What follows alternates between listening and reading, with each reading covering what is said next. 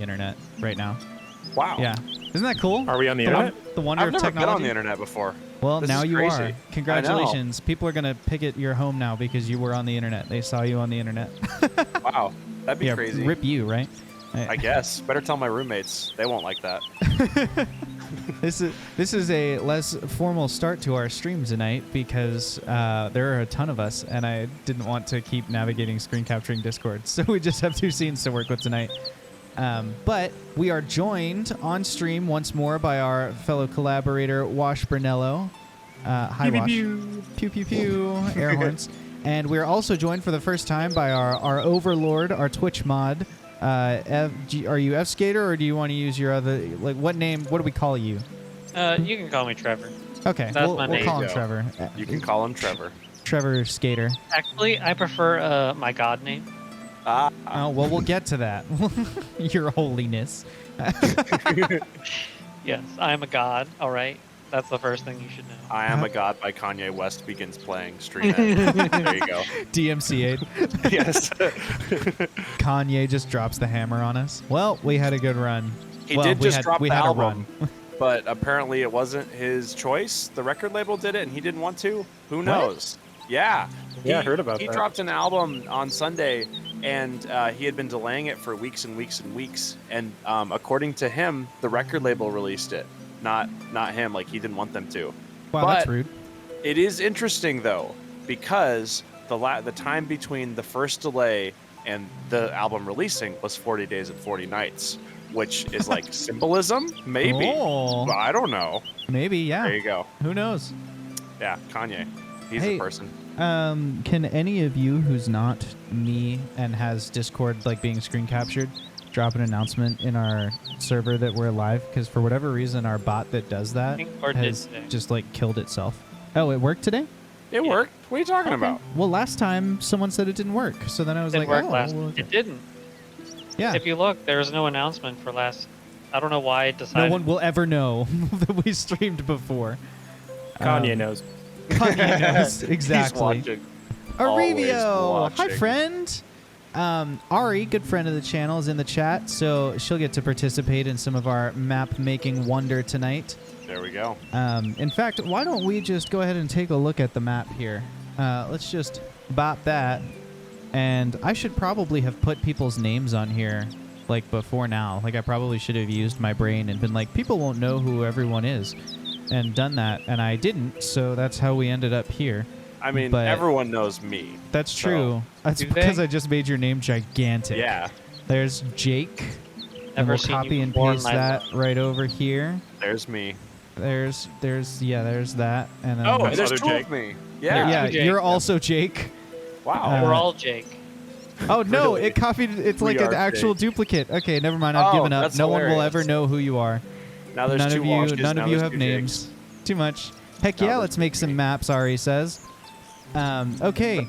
Before we get truly started here, I wanted to give you guys a brief little tour of the map we made before, especially since I think Jake didn't even do his homework, so he doesn't even know what this map is Well, like. I had a busy weekend, okay? No, I'm just kidding. Uh, We're not mad. We're I mean, I'm just not kidding. I'm not disappointed. kidding that I had a busy weekend, but you know what I'm saying. I'm here. All right, Jake. Those were all words, and you It said does- them. I don't know. To go along with this, I even wrote some like D&D flavor text for what happened. So without further ado, here's some exposition about the world of Rejdab. I like it. First, the creatures knew war. Then, calamity. And finally, nothing. All that remained of existence coalesced into a primordial clay. All that was, that had been, that would be again of consciousness wandered, seeking until at last the primordial clay began to take shape. In the aftermath of a broken multiverse, the ancients sat down at a battered writing desk of cosmic energy, dipped their quills into the inkwells of long-lost stars, and began anew to draft the universe. And so began the first era. The first and second consciousness to rise were Zanir and Gomteus, gods of the stars and moon. Zanir, who favored order, called to the clay, and it began to take form. Gomteus, who loved chaos, beckoned to the void, that remnants of past and future timelines, explored and unexplored possibilities might guide the creation of this new world. And so, over the course of 10,000 years, mountains erupted, caverns were forged, ice became glacier, and wasteland became rainforest. Merely satisfying their whimsy, these ancients crafted a geography in their image. Zanir called forth the first beings, the Hematetians, a rock-dwelling people, hardy and resilient. Gomteus would later give breath to the merfolk with their deep respect for all living creatures, even though they'd not yet encountered any others. And as the first age drew near to its closing, Gomteus and Zanir came together for a final act of creation. Gomteus plunged his hands deep into the earth and drew up 2 magnificent spires, 30 miles across and in height the same. And upon these he placed first a desolate wasteland, including an anti-gravity field that will fling people upwards into the void above the existence, and on the other, a fertile living ground, perfectly temperate, where all year round, living things could be happy. In pursuit of a perfect triangle, Zanir decided to make a third such spire, and at the center point of these creations, he placed a tether to the outer planes, a way of accessing the astral sea itself, a gift and a curse to the world that untold knowledge and equal danger may pass through. Gomteus shrouded the region in a thick mist that disrupted all navigation, meaning that the only way to receive this gift of the gods was by chance. A gift, he said, cannot be earned. And then, looking upon their work, they rested, for a brief period of 500 years. We return now to that world as Zanir and Gomteus begin again their work. However, over time, and drawn by the cosmic energy, more consciousnesses have begun to emerge from the void. Let's meet them. Nice. That's your cue. Okay. Jake. You go first, Trevor. Oh, all right. Nice. I can go. So, we similar to Josh and Wash, I rolled randomly, basically to combination of random rolling and what I think. He done cool. used a name generator. I done used a name generator and a dice. But I am Awara, goddess of trade, and my domain is technology, advancement of civilization. My whole thing is I want the creatures we create to flourish and to, technology.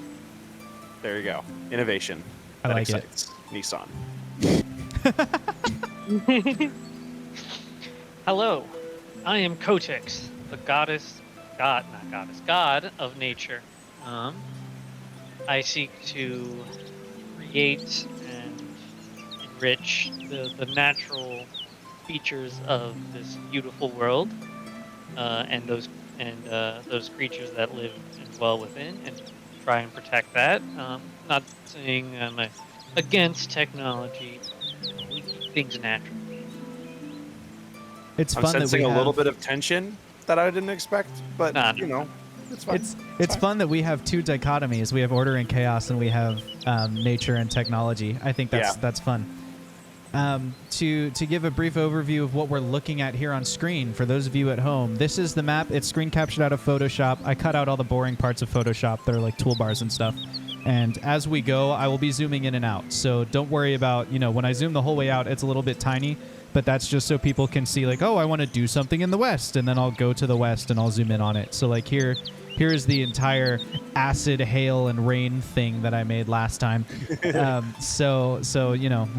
We'll kind of cover everything as we go along here.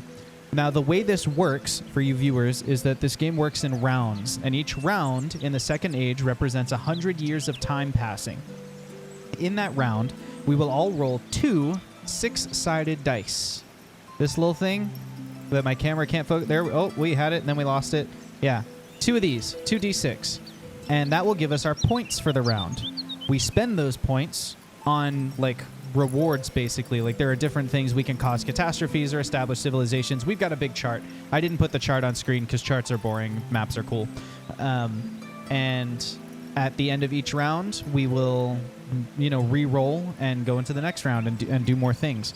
And it's all just turn-based, so I think we'll probably just go left to right here, and we'll start with Wash because he's our special guest from another channel. So I want to make sure that we honor him and his time and for being here and stuff. And I agree with Loudon, and also seeing him in the chat, that is definitely what I would have expected him to say. Loudon, hi, glad you're here. Welcome. You're right. Charts are also cool. I'm literally just saying words. I'm gonna stop now. and let Wash take it away with the first round of the second age of Dawn of Worlds.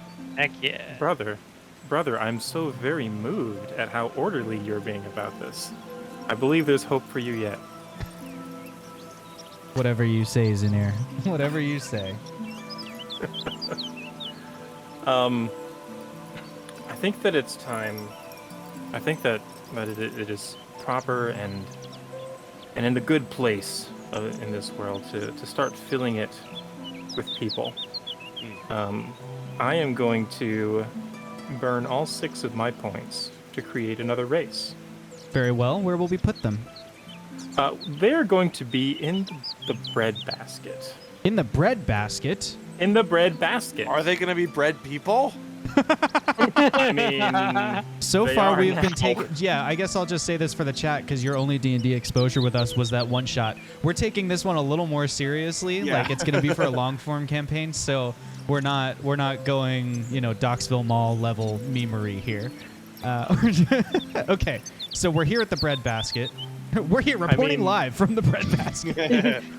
So I did watch the stream, but it's been a little bit. What is significant about the bread basket, or how did it get its name? Recap. It's just super-duper fertile. Like, you can grow anything you want there. It's really well temperate for like different crops and things. The ground is solid enough to plant things in, but it's moist enough for them to grow. Yes, I My just worked perfect moist money. into that just to like be obnoxious to those of you at home who hate the word. And yeah, so okay, we're making a race over here in the bread basket. I'm ready. My initial thought was just like hobbits. I mean, hobbits in the bread basket was going to be like a great thing. But I mean, now that Jake said bread people, bread people.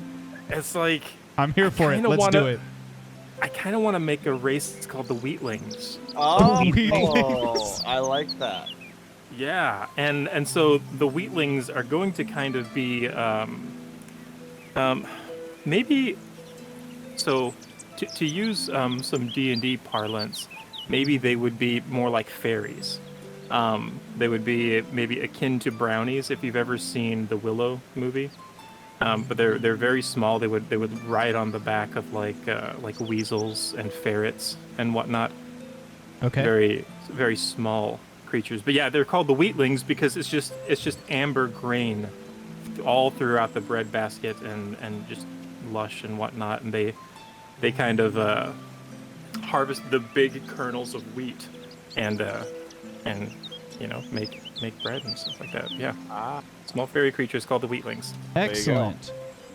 This reminds me of another just subtle detail that I'm just saying for our 2 new gods' benefit, which is that when you create a civilization or a race, you automatically get like a guild within that race that are just the people who worship you. So you'll see that you can spend points to create an order, like a merchant's guild or whatever. You don't need to create the ones who worship you. You built them. They exist because of you. They worship you. Okay. But you can then create other orders within them, like a thieves guild or bandits or an army or whatever. So Cool. and that's your whole turn, right, Zinir? Yep.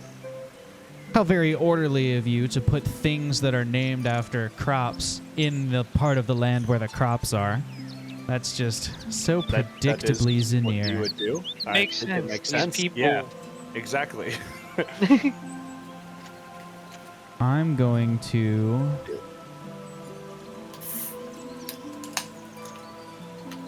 Okay. First That was a very things- appealing sounding can opening. Sorry. That was Yeah. excellent ASMR. Way better than a Matt ASMR stream could have been. Also, quick, how much when you create a race? How much, do they take up 1 hex? Do they take up multiple hexes? How We much had been area? saying that, so a hex is 30 miles, so we had just been kind of treating it as they start in a hex, but the race itself is just going to spread out across the land. This is over Okay, 100 yeah. years. Now, if you Okay. establish a city, you'll have to pick exactly where it is. You'll see we've got little markers for where the cities are Yeah. on the map. Cool. But yeah, it's more like they're in a part, see, the Hemetetians even got this big name because Wash was like, yeah, take all the mountains, guys. So I just covered that whole space in them because I'm assuming some of them probably live in between and whatnot. So so that's how that's working. I also okay. made those guys on round 2, so they've had 9,000 years to propagate the earth. Yes, Okay. they've had a long time to get to work here. Sweet. I'm going to come over to this side of the map where the wild things are here. And I'm going to create a race up here. I'm going to spend 6 points, just like Wash did. And I'm going to create a race of giant spiders that live up here towards the coast. Why would you do that? They are giant spiders. And what makes them unique is that these spiders, their legs are, they come to, rather than coming to find points like you would expect from a climbing spider, their legs They actually have hands? come, not hands, they come down to roller like, skates? almost like a flat webbed material that lets them walk across water. So they're used to live, because they live up here kind of towards the coast and towards the water, so they actually hunt in the water for fish and things like that. That's so these super are giant seafaring spiders. And we're going to put them up there. That's 6 of my 9 points. And then I'm going to spend... Wait, you got 9 points in 2 rolls? I did. Good for you. And then I'm going to spend my remaining 3 points. And this is what I was grinning about when I first looked at my chart. That's when I looked to the side chat. I have my chart of everything I can do is down here. I'm going to spend my remaining 3 points to corrupt the wheatlings. Of course. What? Of course. The wheatlings. Also, Doofus. I need to, since I made the wheatlings, I need to say that they are a +1. Right. They start off as a +1. So now they're a +0. What does that mean? Or like corruption and purification is on a simple scale that's either positive or negative.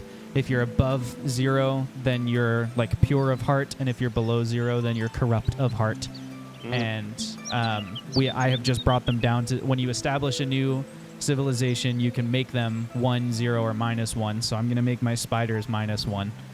Loudon is like all into that. He's just like, yeah, corruption sounds good. Yeah, dude. There you go. Hey. The So spiders are -1. yes, the spiders are taking notes. -1, and also they Dang. worship me. They're sentient spiders. That, All right, that worship chaos. nature god whose name I totally remember. What will you add to this world? I am Kotick. Kotix. Kotix. Let's see. So are all the green areas, is that like grassland? Is that forest? Is that what? It's just It's a like height map. grassy plains, basically. Yeah, it's a height map, so you can change the climate however you like. Got it. Okay. What if it was a weather map? Is that a Like, it's forest just to the constantly right? like On that. the rightmost side of the map with those little Yeah. icons. Is that a forest? It is the jungle of songs. Jungle of Song. Also, your mic is cutting in and out a little bit. Can you move it a little bit closer to your face? Is that just to better? Yes, that's better. I That's think much Discord's better. noise cancellation was just trying to fight you. Yeah, probably. Okay. Let's So this see. is the jungle of songs. Why is it the jungle of songs, my brethren? Because as the wind moves through the trees, it seems that everything in the forest rustles in harmony. Everything from the birds chirping to the swooshing of the grass to the creatures climbing up and down, all of it follows just this natural rhythm, and all of it works together to create this chorus of song. And as you walk through, you can't help but become part of the melody. Your steps fall into rhythm, and your words fall into melodic phrasing, and it's just the way the forest is. Benny boy, welcome back to the chat. So good to see you tonight. Well, then this is just the perfect place for my first race. Okay. And we will create a race of druids. A race of druids.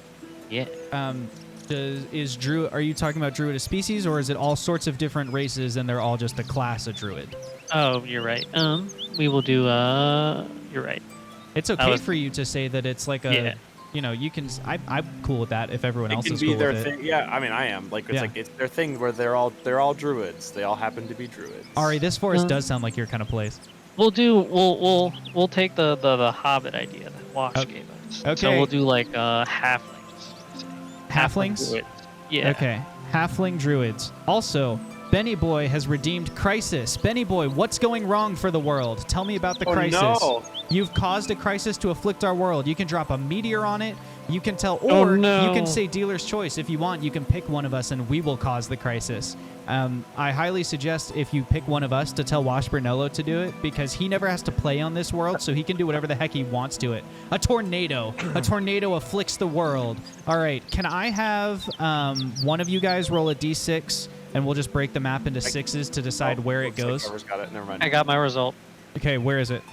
6. 6. Okay, that's right over here. So the halfling druids Probably the halfling druids were experimenting with their new nature magic, and Right. just it got a little bit out of hand, and a tornado just cut like a big swath through the jungle of songs and out into the Silent Harbor. So like right through the middle here, and that would have Would caused that some mean of the. was it a tornado that then turned into a hurricane? Is that a thing? Because like it's right at the Silent Harbor. Like, Well, the Silent Harbor is completely still, like magically Oh, still. So whoa, it got and to then the it Silent just Harbor stopped. and the wind was silenced. That's Dang. the Silent Harbor. There's no noise at all except the noise you create yourself. So it's like being in an anechoic chamber. Also, Ari redeemed more power. So next round, after Jake has picked his thing, we get to roll 3d6 for our points. Ooh, nice. Thank you, Ari. I also need to name my druid. You do need to name your druids, your halfling Uh-huh. druids. This is the jungle of songs, so they got to be like song people. So I'll call them.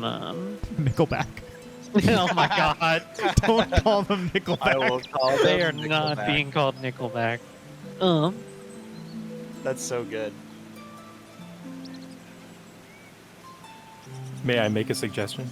Yes, absolutely.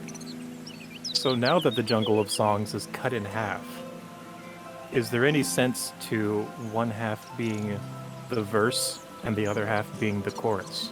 Ooh, Ooh, I like that. that's cool. That is cool. Very cool. Also, the druids will be neutral, so 0. Okay. And in the middle's the bridge. There. I love that. Verse. I Yes. guess, is that what we're going with? Yes, absolutely. Chat. Ari redeemed use my name. So we need to use Ari's Nice. name somehow in what you do, Jake. Oh, and what I do. Well, unless Okay. Trevor's not done. Do you have more points you want to spend? I have 3 more points. I have 9. Okay. Dang, you guys are rolling high. Hold on. I just got to record chat. Yeah, so also we gave, because he's also our mod, so we gave him the note-taking responsibility for the night. Because we're don't- tracking the lore of the world. Yeah. Okay. So we have 1/2 is verse. 1/2 is chorus. Have we named the halfling druids yet? This is their name. The top half is verse. Oh. The bottom half is chorus, and then between is the bridge. Thank you, Benny. I'm glad you like the ambient music. I spent a long time today looking for some good ambient music for this, because last time it was Alrighty. my generic lo-fi. Let's see. What can I do with 3 points? You can corrupt or purify a civilization. brother, what could possibly be more natural than giving the natural creatures in the breadbasket the ability to defend themselves from the influence of others? You should corrupt them, make them selfish, make them fight for their own gains, because we know as soon as another civilization comes across them, they're going to try and conquer them. How does command order? What can I do? You can only command an order that you created for those points. It's +5 for anyone else's, but you can command you the would have one for the druids who, halflings. yeah, the druids who worship you. Yeah. You can command them to do stuff, Okay. but it would So- cost you 8 to command like Wash's order or whatever. Yeah. But it would only cost the 3 for me to, Yes. because command Codex. order is 3. Yeah. Right. So, what would I? My people just suffered a catastrophe. We want them to be happy. But You're just gonna they command them to be happy. no. Don't We will- worry. We will The song of command the jungle expansion. becomes We must spread the word of the jungle of songs and bring them into the wonders, see the wonders of nature. So we're going to command them. Use the 3 points to command them to expand. Expand. Yeah. In which direction? You want them to go north? Towards the wheatlings. Towards the wheatlings, due east. Yes. All right. So maybe along the river here? Are they Yeah. just like Okay. planting more trees? Is that what expanding means, or like? So Yeah. they're planting more trees? So yeah. So the way their city works is they're tree people. So their civilization resides in like the treetops and everything. Nice. So it's So- fine for their civilization to live in the treetops, but you actually have to command them to make a city. So they don't technically have a Oh. city, but they do have, like, all their homes can be in the trees. That's fine. Okay. Um, Well, we'll do a city later. Yeah. Well, they have to plant the forest and grow the Yeah. forest before they can Yeah. expand the city out there. Exactly. That makes sense. Exactly. I will say, Loudon is correct when he says that an army of tiny imperialist fairies sounds awesome. It'll be what Sword Art Online Season 2 should have been. If we want, we can make the first. Since I didn't use Ari's name yet, the first Druid city can be Ari.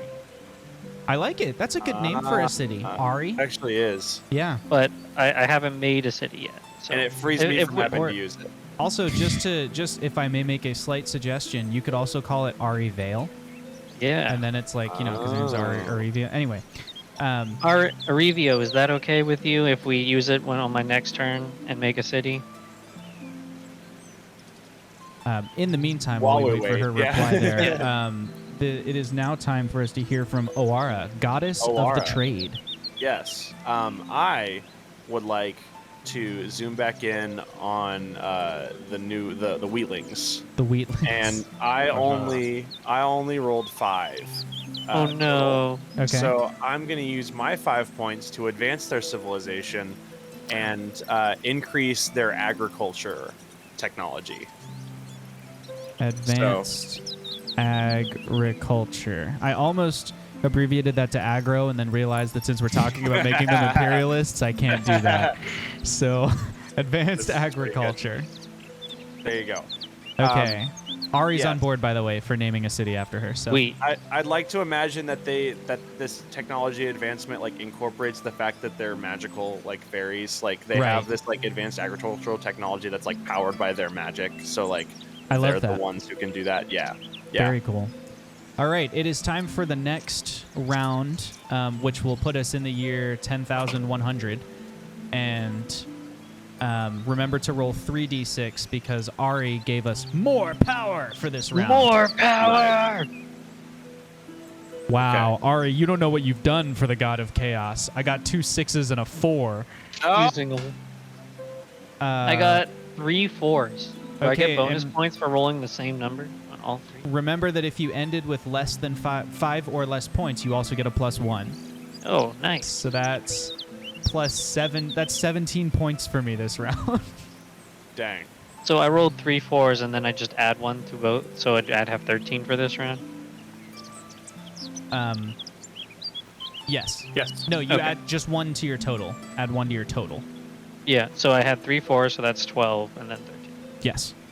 I rolled a 10 total. Do I need to add anything to that? How do I? Did why you would I end need to your add- last round with 5 or less points? Yes. Then you add 1. Okay, so I have 11. Great. Cool. So And- it's kind of an encouragement to burn your points up and not just sit on top Sure. of them. If you Yeah. keep your points low, it gives you a little bit of a bonus, That makes sense. Unless there's something you really want to save. which we've done. You That know, is true. If you want to stack them up and burn them all at once, that's another good strategy. But Okay. once you start getting those +3s, it's kind of hard to let go of that. Sure. So Ari's name has been used or Yes. has been relegated. Ari's Okay. name is going to be used this round when F Skater makes a city. Or when, is it Chicodal? Is that how you say it? What? How do you say your name? Kotick. That's similar to what I said. Yeah, Chicodal. Chicodal, My favorite. Kotix. It's basically the same thing. How do you say Cordoba again?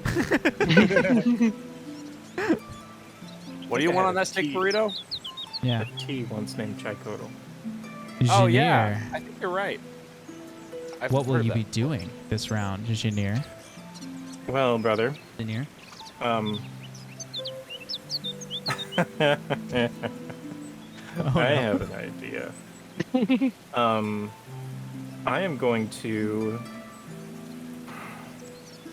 So, it saddens me slightly to see my little wheatlings be tinkered with so, and I'd really like to give them. I gave them, them a good things. What are you chance. talking about?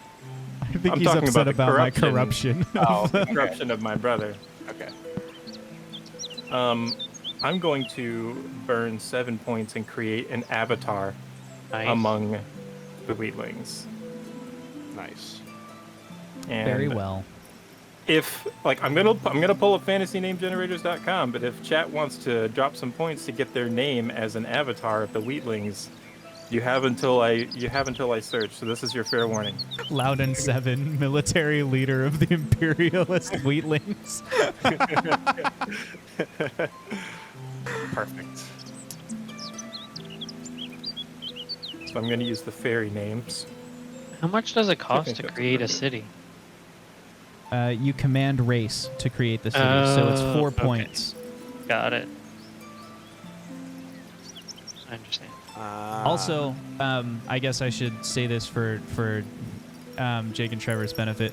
We are assuming that all of the races in the player's handbook will spring up of their own accord throughout the creation of the world, so you don't need to Okay. create them. And if you want Like, there to oh be a gosh, I gotta civilization make of the dwarfs. Right. Yeah, like I get you. but if you want them to like worship you or whatever, then you'll still need to like I want to create an order, and then you can just decide where you want them to be, and we'll plop them on the map. Otherwise, I'll go back and add it as flavor text later. But Cool. we just figured because originally there were just 2 of us, so Wash and I were like, we're not going to waste points on races that already exist. Yeah. All right. So the name is Dew Bumblefoot. How do you spell that? DEW Bumblefoot. DEW. Bumblefoot, just Okay. like it sounds. I'm actually not going to put him on the map. I'm going to let that be a thing. That would we actually just- be a her. Oh, okay. This is 2 Her. times, Josh. 2 times doing this stream. So Sorry, everyone is dude to me. And No, are that's they fair. a wheat of the wheatling race? They are. Yeah. She is of the Wheatlings. Chat, back me up here. Dude is gender neutral, right? Like he's dude, she's dude, Dude, everyone's dude. dude. Is totally gender neutral. Yeah, Dude. dude. Yeah, that's pre-established back in Good Burger. Okay. And also, yeah, like I said, make sure that's in the lore because I'm not writing her name onto the map here. All right, so that's 7 points. That's going to bring me down to 4, right? Yes, 4. And with 4, I would like to. Where is it?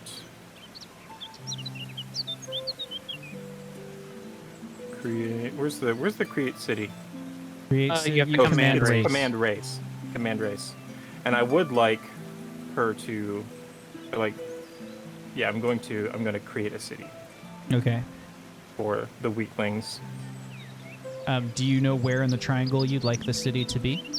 Where in the breadbasket here?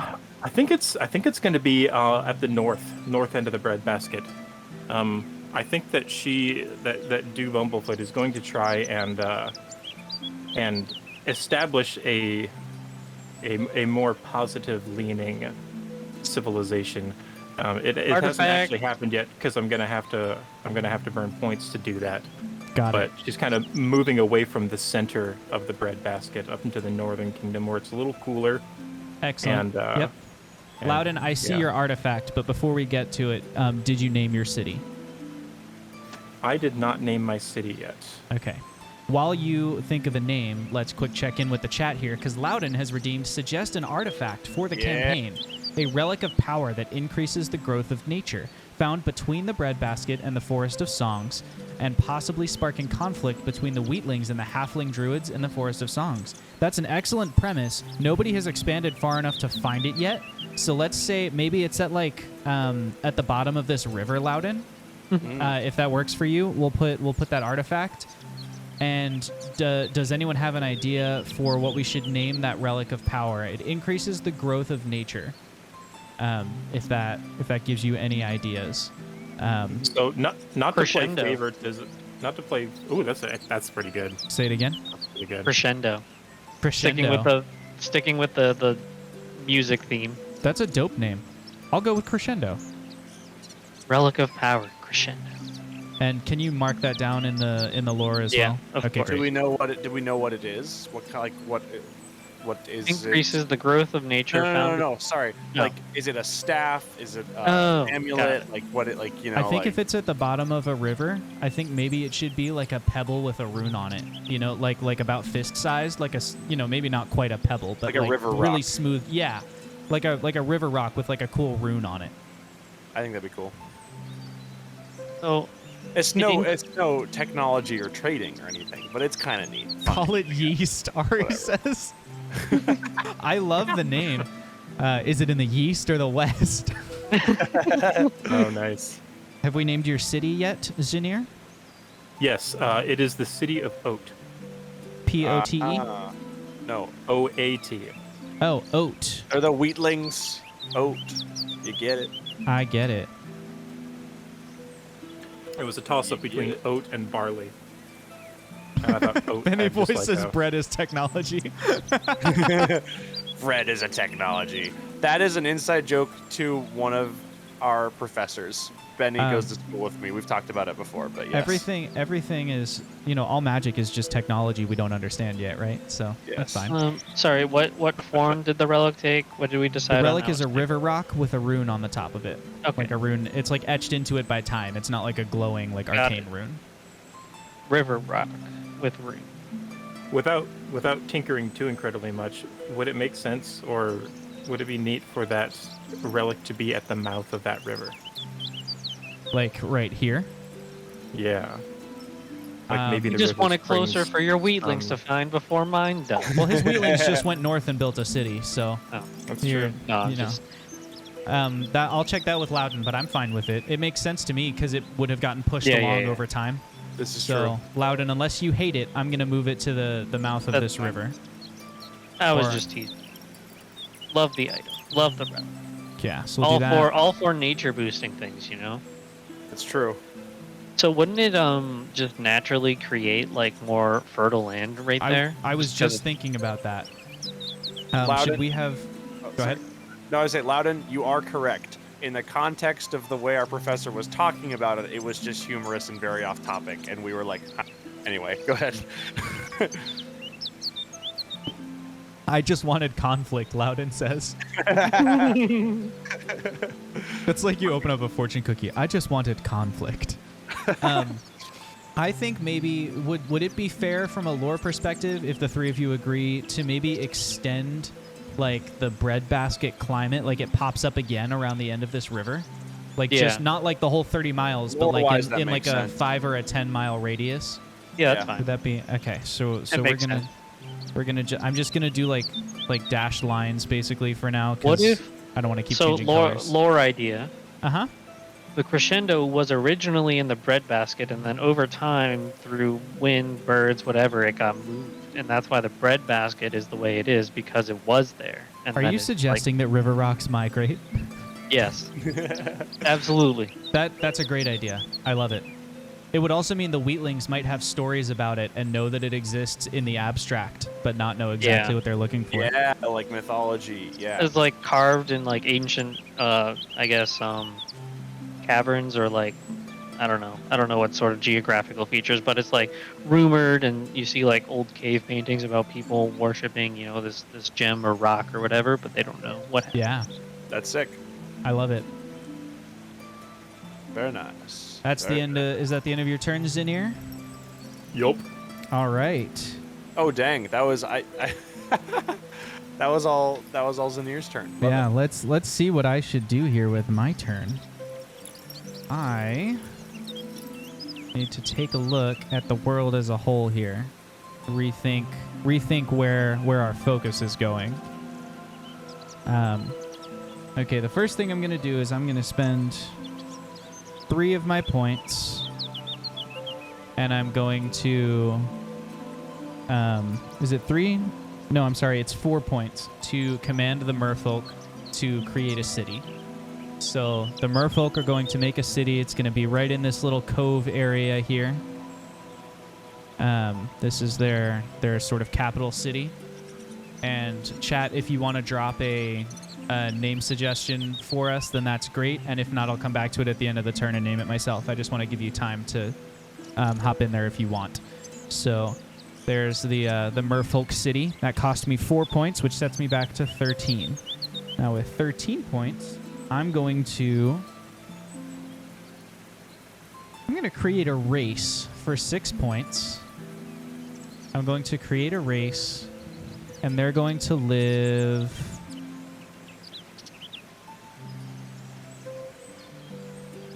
Let's see, where should we put the next race? I think they might also live, like maybe at the north end of the mountains here. A Northern mountainous, civilization. yeah, mountainous people. and they're going to be centaurs that are, instead of being part horse, they're part goat. I like and it. Like You part mean mountain goat. satyrs? Aren't satyrs 2 legs? They Yeah. are. Yeah. Centaurs Oh, have 4 but legs. but they're gonna. Oh, have so you want a 4 legs. 4-legged? Okay, Yeah. I get it. Yeah. So it's centaurs, but it's part goat. Nice. And I also need to name them. I guess I should pull up fantasy name generator here. Just while we pull up fantasy name generator. This is like when you get to the test or the class, and they're like, "Do you have your homework?" And you're like doing the homework as they're collecting it. By the way, shout outs to Emily for making fantasynamegenerators.com. Yeah. If you're watching this, Emily, Clutch. I love you. You rock. Absolutely, yeah. Have you do you know her personally, or do you just like the website? So everybody asks me that, and I think it's just because I call her by her name. But she has like a little about me page on fantasynamegenerators.com, and she's like, "Hi, I'm Emily. Hi, blah blah blah okay. blah. Make all these stuff." So I just call her Emily. Nice. Yeah, that's, like no problem. I don't know. It's just weird when you like refer to someone, and because you make it just seems like you know her or have spoken to her at least. But that totally that's that's just the impression. But like totally makes sense. Give her credit. Definitely deserves it. It's a very good website. All right, the underwater city. Just to quickly reinforce just how good this name generator is called Natiri, which is an excellent name for an underwater city. Let's come Spell, back up here. Nautiri, Natiri. And then we also need the name of the are they just goat folk? Goat folk? Do you just want to call them goat folk? Goat folk. I actually think the goat folk kind of has it kind of fits. So yeah, we're gonna go with the goat folk. They are they are centaurs with just goats as their lower half instead of. Yep. Yeah, and they're a 0 on the alignment scale. They're neutral peeps. Do they have Neutral. horns? Like Do they- goat horns? Yes. Because like they have horns. We're gonna go with it. Goat Nice. folk plus 0. Yep. Bam. And Bam. that takes me down to 1 remaining point, I think. Let me just double check that I did that math right. Before I cede the opportunity to do more things. One Yep. thing with 1 point. What's that thing? Oh, I can command an avatar. It's No, an because I don't avatar. have an avatar. Yeah.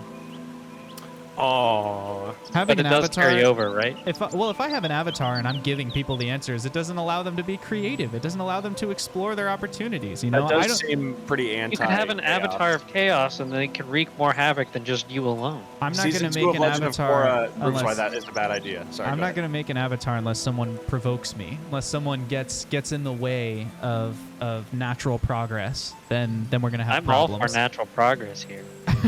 I'm also all for natural progress. We all Maybe think even we're for natural accelerated progress, but we all mean progress. something different when we say Oh, the goatees. That's a great name. the goatees. well, that is a great name.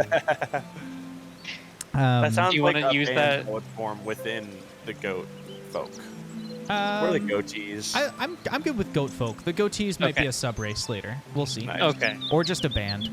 Just a Um, band. Okay, that brings us to your turn. Your turn Alrighty. has been okay. Yeah. Kotix. So I have 13 points to use. We, as promised to Ari, we are going to command our race to create a city. That's right. It will be named Arivale. And where will you put it? It'll be on the harbor. On the harbor. Okay. Yeah. In the woods or just outside the woods, like up here? No, in the woods. Okay. Arivale. Yeah. So So that used how many points? Command is 3 Command points. race is 4. Oh, 4. Sorry. Command race, yes. 4 points. So that leaves me with 13 minus 4 is 9. I just realized what you were drawing when you've been making these cities, Josh. It's like a Google Maps pin. Yeah. Totally total like this whole time I've just been like, what is he? What? And then I get it now. Sorry, go ahead. Thanks, man. Every fantasy every fantasy map needs Pokestops. Yes, this is true. So you said that the Silent Harbor is just completely dead, right? Totally still. It's not like things can Still. live there, but only the living thing. Like, there's no wind. There's Yeah. no like crickets aren't chirping or anything like that. I thought of something funny that I guess my city could do. Oh, Okay. or people could do. I guess it I'm would all be for funny. Yeah. The god of chaos. so. I guess it would be maybe a command order, basically creating a technology for them.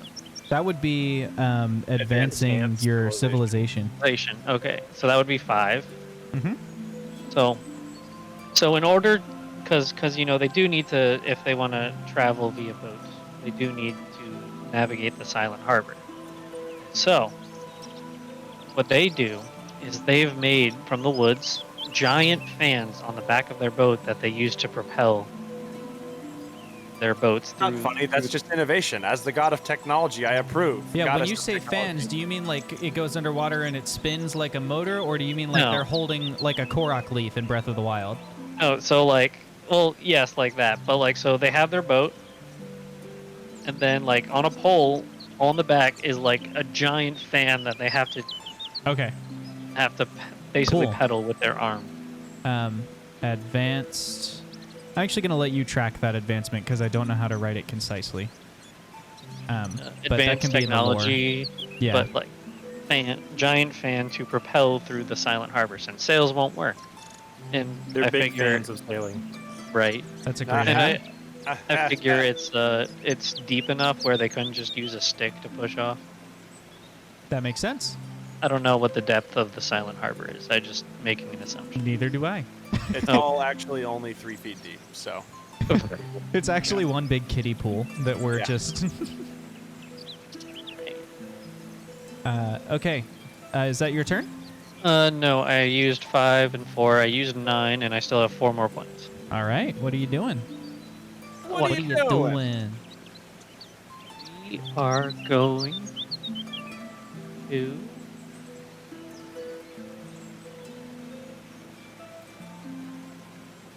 what are we going to do?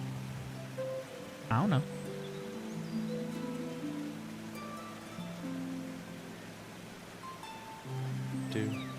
Gonna command city. What are they going to do? Wonder Wall School Tower. Oh, I thought for a second you were like Wonderwall. Like, I'm going to command the city to do Wonderwall. So anyway, here's Wonderwall. Yeah, it is the Well, Jungle of Songs. We'll have them create a wonder in my honor. Okay. Wonder. Is it in the city itself or like just outside the city? It'll be in the city. Okay, then you're going to need to mark that information as well because Yeah. this is not a map or a micro map. This is a macro It map. will be. It'll basically be like a giant fallen tree carved in my likeness. Nice. Very cool. I love it. Very nice. Very nice. So, That is my turn. Oara, All right. I would take me to the floating mountain. indeed. I would like to spend 6 points to create a race, and this race will be like winged humanoids. They are, in most sense, humans, but they have big feathery wings on their backs, and they can fly. And they live on the floating peak of Zanir. And I would also, I don't know what they're called. Let me think of that. Let me open up the Rudo. What is that? It's a Breath of the Wild reference. What's There's sad is I've played a lot of Breath of the Wild. I don't know if I know that reference. the The Ruto. Rito. They're actually Rito in Oh, Breath okay. of the Wild. My bad. In the older games, they're called Ruto. Okay. Got it. Sorry, Because language. I was taking notes of my actions. What was the action you took? He created a winged folk that live on the floating peak of I'm Zanir. figuring out what they're called. Let me get Arakakra? into- Arakakra? Well, these are humanoids, like Yeah, they're humanoids humanoid. with wings. Yeah. So. They look like humans except for they have big feathery wings on their backs. Oh, okay. So maximum ride. Civilization names. Those books were good until they weren't. Like, I've heard that actually. Which books? maximum ride. Have- Like never before has, well, maybe not never before, but they were one of the first book series I read that truly, like, there was no downhill slope. They were like plateaued at the top and then they just plateaued at the bottom. I was like, wow, this got bad. Rock bottom. I Um, can't understand your accent. what? No, I don't know. No. no. Oh, I don't know. Oh. Sorry. I'm gonna There's a upset a deep lot pool. of. We're gonna get me canceled here, but I didn't watch SpongeBob. That's I okay. didn't either. Don't worry. Okay, we're gonna get the whole We'll get channel double canceled if canceled, you yeah. haven't seen. I hope Matt's Yeah, seen exactly. I was too old for SpongeBob when it came out. I was like 19. Dang.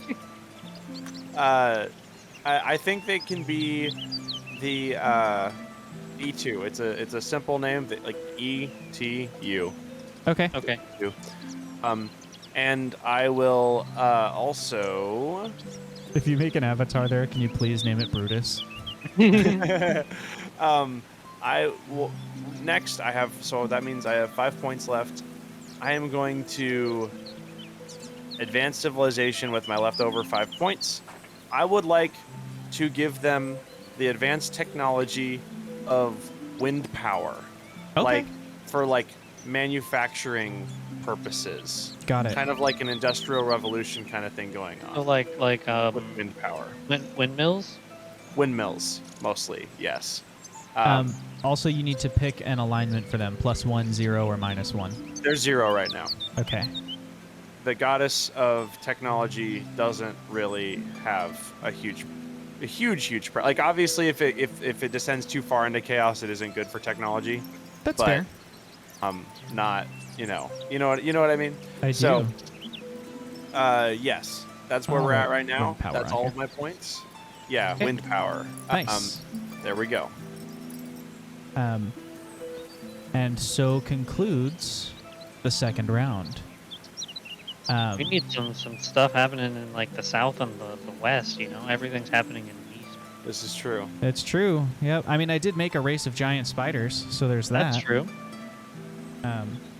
All right. I'm going to roll for this next round. Just here. 2d6 now, right? Yep, just 2d6 and your bonuses if you have them. So I got 7. It was my second round in a row with 5 or less points, so I'm adding +2. So that brings me to 9 points total. I So am- do I get funny +2 enough- as well if that was my second round? Yes. Yep. Okay. Nice.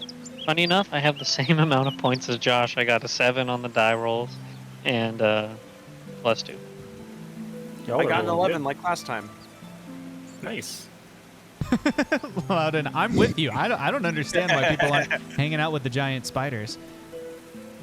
Why not, right? The ones that can walk on water? Like, yeah. Zanir, That's normal. God of Order, what will you do to this world? So, do Bumblefoot. Was it Bumblefoot? I believe Yes. so. I think so, yes. Do Bumble. Lore Master. Was it Do it Bumblefoot. Lore Master? Yes. Do Bumblefoot. Yeah. Do Bumblefoot is going to create a city. Oh no, wait, she already created the city. She's going to take some time in deep meditation and understanding the how separate from the Wheatling nomads are, and is going to purify the city of Oat. So you can purify like a civilization, like a race, but you can also purify a city. So she's going to purify the city twice, which is going to Dang. bring it up to +2. So this is going to become the holy city of Oat, also Wow. known as Whole Oats. That's great.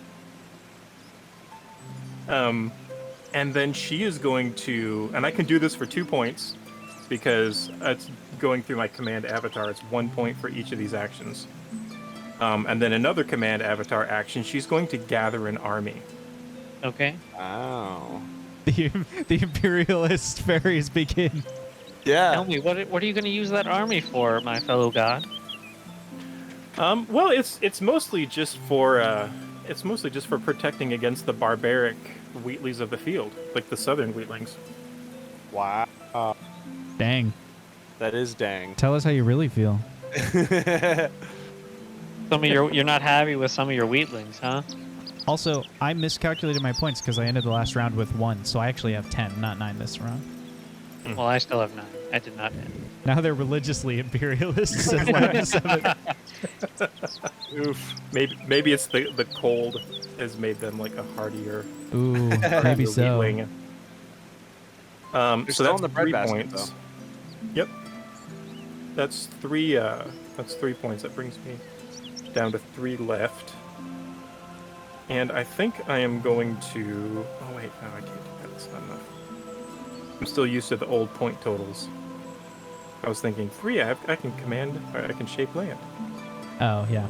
Not anymore. Not anymore. Nerd anymore. I'm gonna do some more avatar stuff. Go. And can you scooch down to the Hematetian mountains? Oh, can you have more than one avatar in the world at a time? Can you? I don't know. Let me see.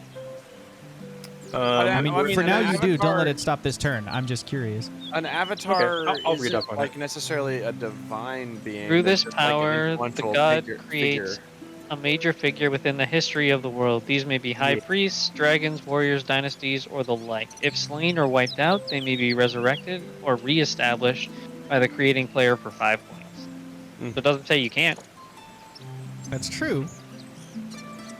I'll leave it up So- to your guys' interpretation. I will build an Alexite. army of avatars. No, I'm just kidding. Alexite, Mhm. reborn in the city of No Stone, Yeah. is going to found a. Where is it? So your And he's avatar gonna- is less the home city? He's Yes, he going has. to. Okay. He's going to create an order of shipwrights. 'Cause Okay. we established last time that he had that we had advanced that civilization to make lighter than air wood to make airships, and so he's going to found an order of shipwrights to Which avatar to is make this? airships. This is Alexite. Yeah. All right, I'm just He going was back. originally a stone Hematetian, but was killed by my brother. Got it. And No, the he was Rust killed Geysers, bravely but defending the Hematetian people from a challenge that arose to force them towards progress. Benny boy, have a That's- great rest of that's your fair. night. Thanks for stopping by. Yeah. And in doing so, he sacrificed himself to destroy the giant rust elemental and create a bunch of small rust monsters, split it into small pieces. And that's like what I happened. said, my brother Wait. killed him. Are you but- resurrecting an avatar, or is the He's has already it been resurrected. Oh, He He's done already did been it. resurrected as Got the it. sub race of the Durud. Yeah. Okay. So he's like a big wood tree person now, Yeah. rather than a stone person. so Is this he's Druid creating Sandstorm? an order. What was that, Jake? Stupid joke. I said, "Is this Oh, Darude wait. Sandstorm?" No, the sandstorm is down here. Yeah. Okay. You said So you're yes, he is Alexite- creating an order Okay. of shipwrights. Sure. Okay. Perfect. Airship rights.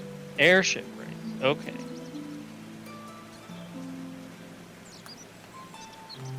And that leaves me with like what 2 points, so I'll just hang on to that, Okay. and that's Cool. my turn. If you see my waving my hands around, it's because there's a fly in here. Not because you have something to say. Not because I have something to say. Okay. One who Anyway. catch fly with chopsticks can accomplish anything.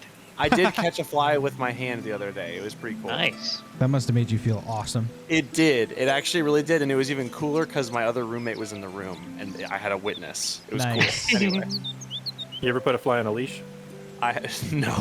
Have you? Once, yeah. Wait, seriously? Yeah, you get a little Wow. piece of thread and you tie a slip knot on it. And you Dang. grab the fly. If you shake them up, it'll confuse them. You toss them on the Uh-huh. table, go zoop around their neck, and then they'll go. Like you're a little fly cowboy. Yep. Cow fly boy. Fly That'd just be a boy. fly boy. Yeah. Be an That's what that ultimate would be. flex if you could lasso it midair. That's true. Yeah.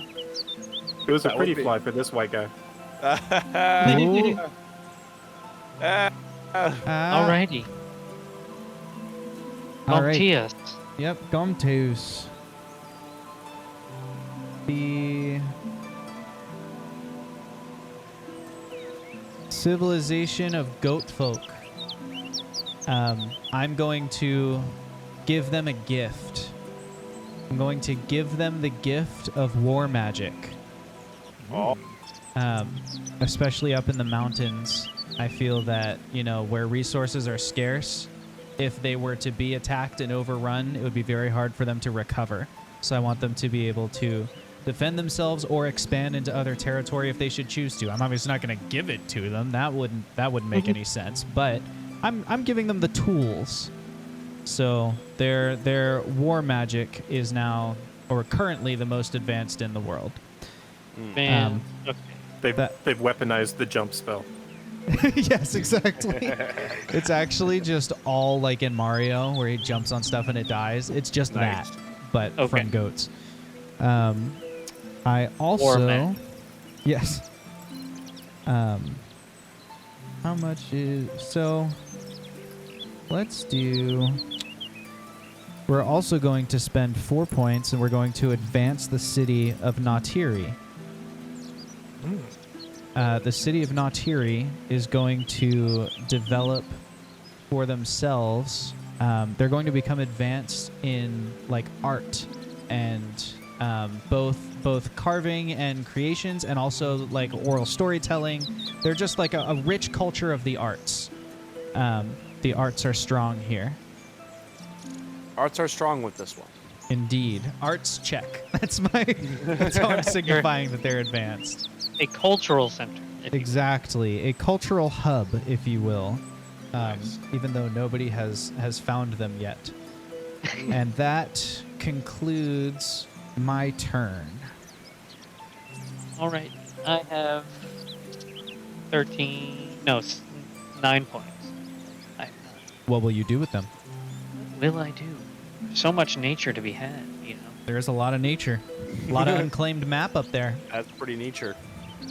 So, scroll to like the southern area of the map. Is there any features down there So other than the merfolk? straight south, there are the 3 spires with the vortex that tethers us to the multiverse, to the planes, and Okay. the fog of lost souls over top of it that disrupts any navigation ability. Alrighty. But nothing on that, I guess, giant No, peninsula. nothing down here. And then if you go like hella south, there's this big old glacier that's down here. It doesn't have a name yet. Name this. Oh, isn't yeah. that the glacier that moves every round or something? Yes, Every but 8? since we had been doing it every 500 rounds in the first stage, I was going to wait for 5 rounds and then have us Oh, okay. move it again, just to keep the pace the same. Chat, if you There's want a to think of a lake. name for the glacier, we are receptive to suggestions. So There's a I don't lake right there on the quite. path. I wanted to create a separate continent, either separating a current piece of land or creating a new piece of land. Okay. You can either shape... Well, that would all be shape land, but you can Okay. either... So shape land is 1 hex at a time. So Okay. you can spend the shape lands it takes to start whittling away somewhere, or like you could cut this one off maybe and just cut out this little spot. Or you could start digging. Yeah, I mean, Interesting. you Okay. could do this over the course of several hundred years. So I have 9 points right now. You could expand this island. Yeah. Think. Lots of choices here. Mm. We're gonna shape land, Okay. and if you go, so the body of water where the 3 spires are. Yeah. Go to the upper rightmost part, of that body of water, and we're gonna start at that hex and just go kind of across to the other side, Okay, we're going to the right. to the right. Yes. Okay. How much are we shaping this turn? I have 9 points, so I can only do shape land once. Okay, So so we're removing 2 hexes, 2 hexes. or sorry, 1 hex. Is it one? How much is it? Each time you use shape land, you get 1 hex of influence. Okay, so 1 hex then. Okay, so Hey, this. hey, Josh. Yeah. Seeing as though our god of nature was not here within the land of age, could we not extend to him the mercy of using 3 points for shape land and let him cut out 3 of those spots on this one turn? It is the Very second well. age. He has to spend 5. I am Just willing asking. to give him a one-time discount of land shapage. I will lend my chaotic energy to the rule table if the other gods are in agreement. If the cost is 3, then I will spend all 9 of my points. We're just waiting for Owara to sound off Wait, here. I misunderstood what the God of Order was implying. Was the God of Order implying that we should extend this? Yes, this Zanir benefit? was saying that as a Got gift to it. our brother. I see. Because sure- he's the god of I don't- nature, and he wasn't here during the age of land. I think I it's see. fitting for him to put his fingers on the earth. I see. I think that sounds fair. Very well. We will knock out these 3 hexes just this once. Excellent. I would Excellent. appreciate any help. I think this land is far too connected. We must bring people closer to the water, and advance sailing technologies, if you will. Very well. And Oh, Owara, yes. what Sorry. shall you Okay. do? I just figured out what I shall do. Okay. I would like to command the race of my flying people, the E2, Okay. to create a city On the floating peak or somewhere nearby? on the floating peak. They can fly up there. Okay.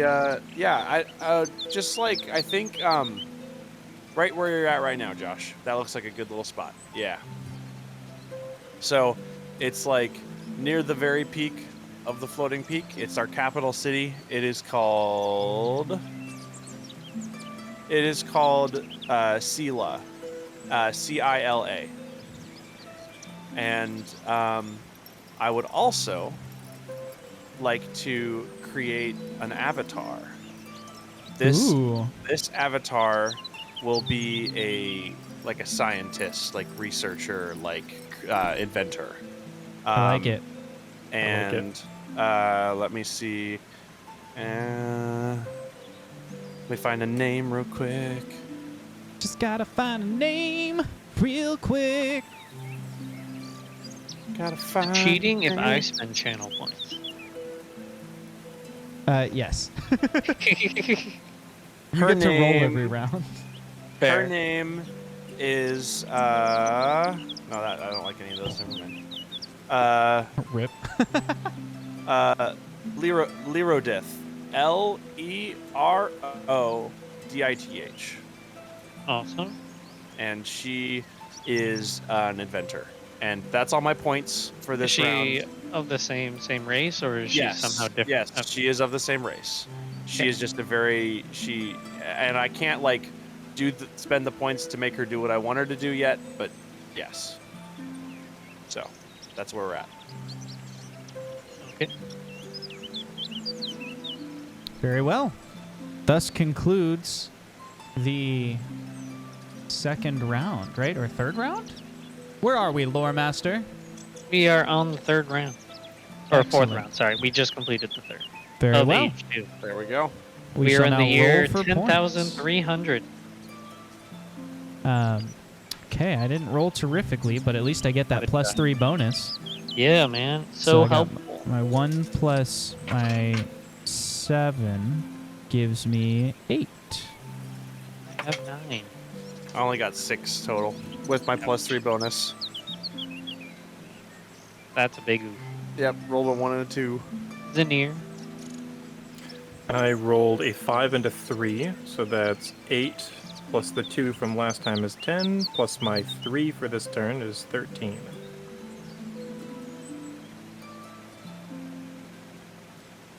Well, you got a Oof. lot of power to spend there. Imagine what Bumblefoot could do So many things. with 13 points. Could improve lot. the natural world. Um, Grow more forests. Can you zoom out for me, Yes, brother? sorry. Whoop. How's that? Is that good? Just keep going. Just a little All right. more. Keep going. There we go. Hold on. A little Until bit it's more. 1 pixel. Can you move up a little bit? I want to see what's up. Yeah, sure. Okay. Okay. Right there. Okay. So on the right side of that. No, I'm just kidding. The 1052nd pixel from the right.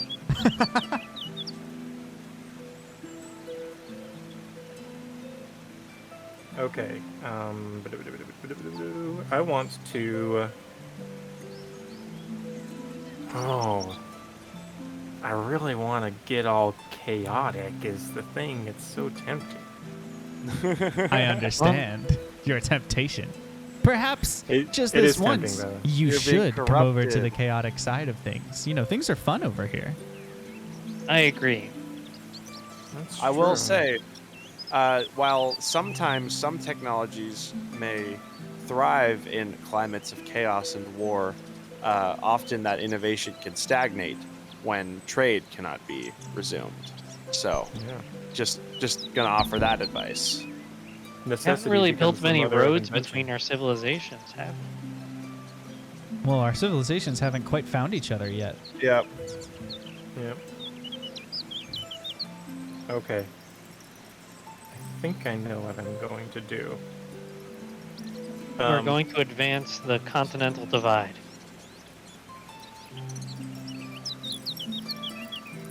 So, did we ever determine, Josh, the extent of catastrophes?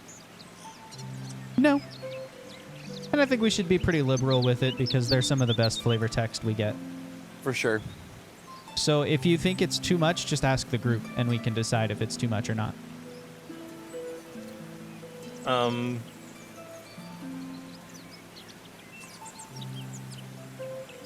Could I cause a meteor to impact the planet? I'm in. Yes.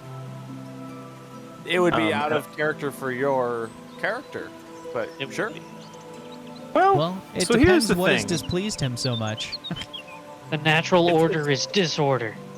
It's not so much that. It's that I feel like the world has been carved and grown, and the people are emerging, and I think it's really good. But I think it's time.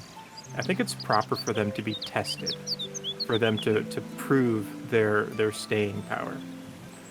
And I would love to drop a meteor right where Kotix has been carving, and just Oh. blow like 3 or 4 of those chunks, like just like right there where that inlet is on the right side. Nope. Oh, like okay, to the over right. here. Yeah.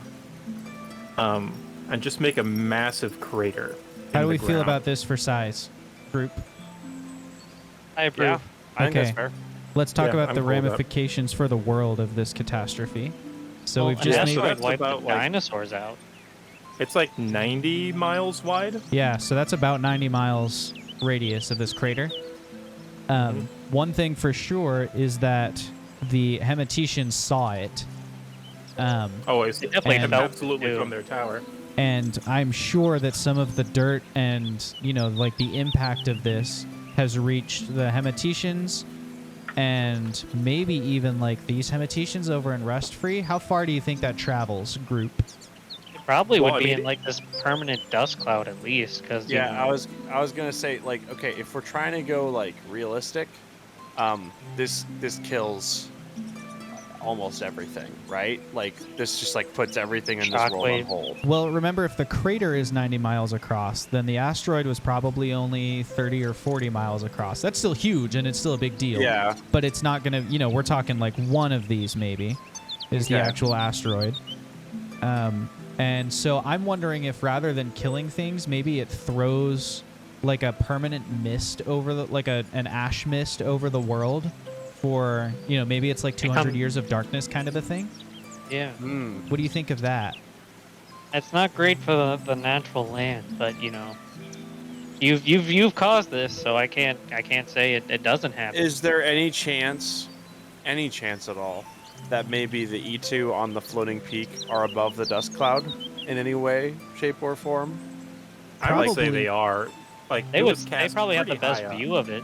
Yeah, I would say they're probably not, like, I wouldn't say the entire dust cloud hit them, but I feel like as, like, a cloud of dust, it probably expands to where, like, although they don't get hit by the brunt of it, there's still probably some kind of, like, almost like a sandblasting type effect when the cloud initially sweeps over them, Sure. even if Yeah. they're not underneath of it.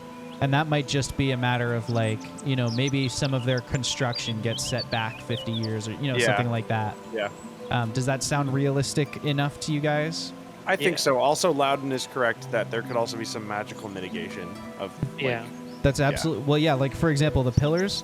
One of the pillars, it can't get any worse up there, and the other one, it's magically perfect up there. So there's just this like exact 30-mile bubble that the mist will have just gone around, just because of the climate there.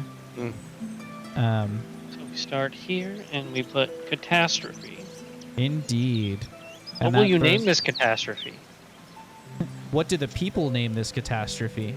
Yeah, I was Mm. gonna say that. Like, I would probably leave it up to each civilization to name it themselves. Fair. I would also be really curious if chat wants to weigh in to what is in the asteroid. That's a great idea. I would love to let that happen. Aliens. I think if it was like a gusher and there was fruit juice inside, that'd be cool. Chat, we're going to give you the rest of this round to weigh in on what's in the asteroid, just so that I don't want to overlook it if you're thinking about it. And then at the end, if we haven't, then we'll just decide if you haven't come up with anything for us. Is that your whole turn, Zinir? That is 10 points of my turn. Have you not caused enough? Not that I have I'm faith complaining. in my people. No, I'm have faith in I'm my not people. I have complaining. faith This is in a the great world. way to force the people to be ingenuitive, force these I creatures feel like to the grow. world is going to come out much stronger, and seeing the previous world was destroyed and we're having to remake it, I feel it proper to test the metal of this world early on, Okay. to see if it's If this is a sturdier. worldwide catastrophe, what does it do to the breadbasket? Yeah, I feel like even if it's just the dust cloud blocking sun, that kind of ruins the fertility, or not ruins, but definitely dampens. Well, it ruins the fertility except for the fact that there's all this magical influence from Crescendo Yeah. there. So maybe it just sort of evens out. Maybe Crescendo or the breadbasket just becomes normal fertile Yeah. land. What do you think? Mm. Any fertile I land think that becomes I- just normal land, and any normal land maybe becomes like a -1 sort of thing. Yeah, I think that's cool. I think that makes sense, and it kind of adds like a sense of legend to the breadbasket. You know what I mean?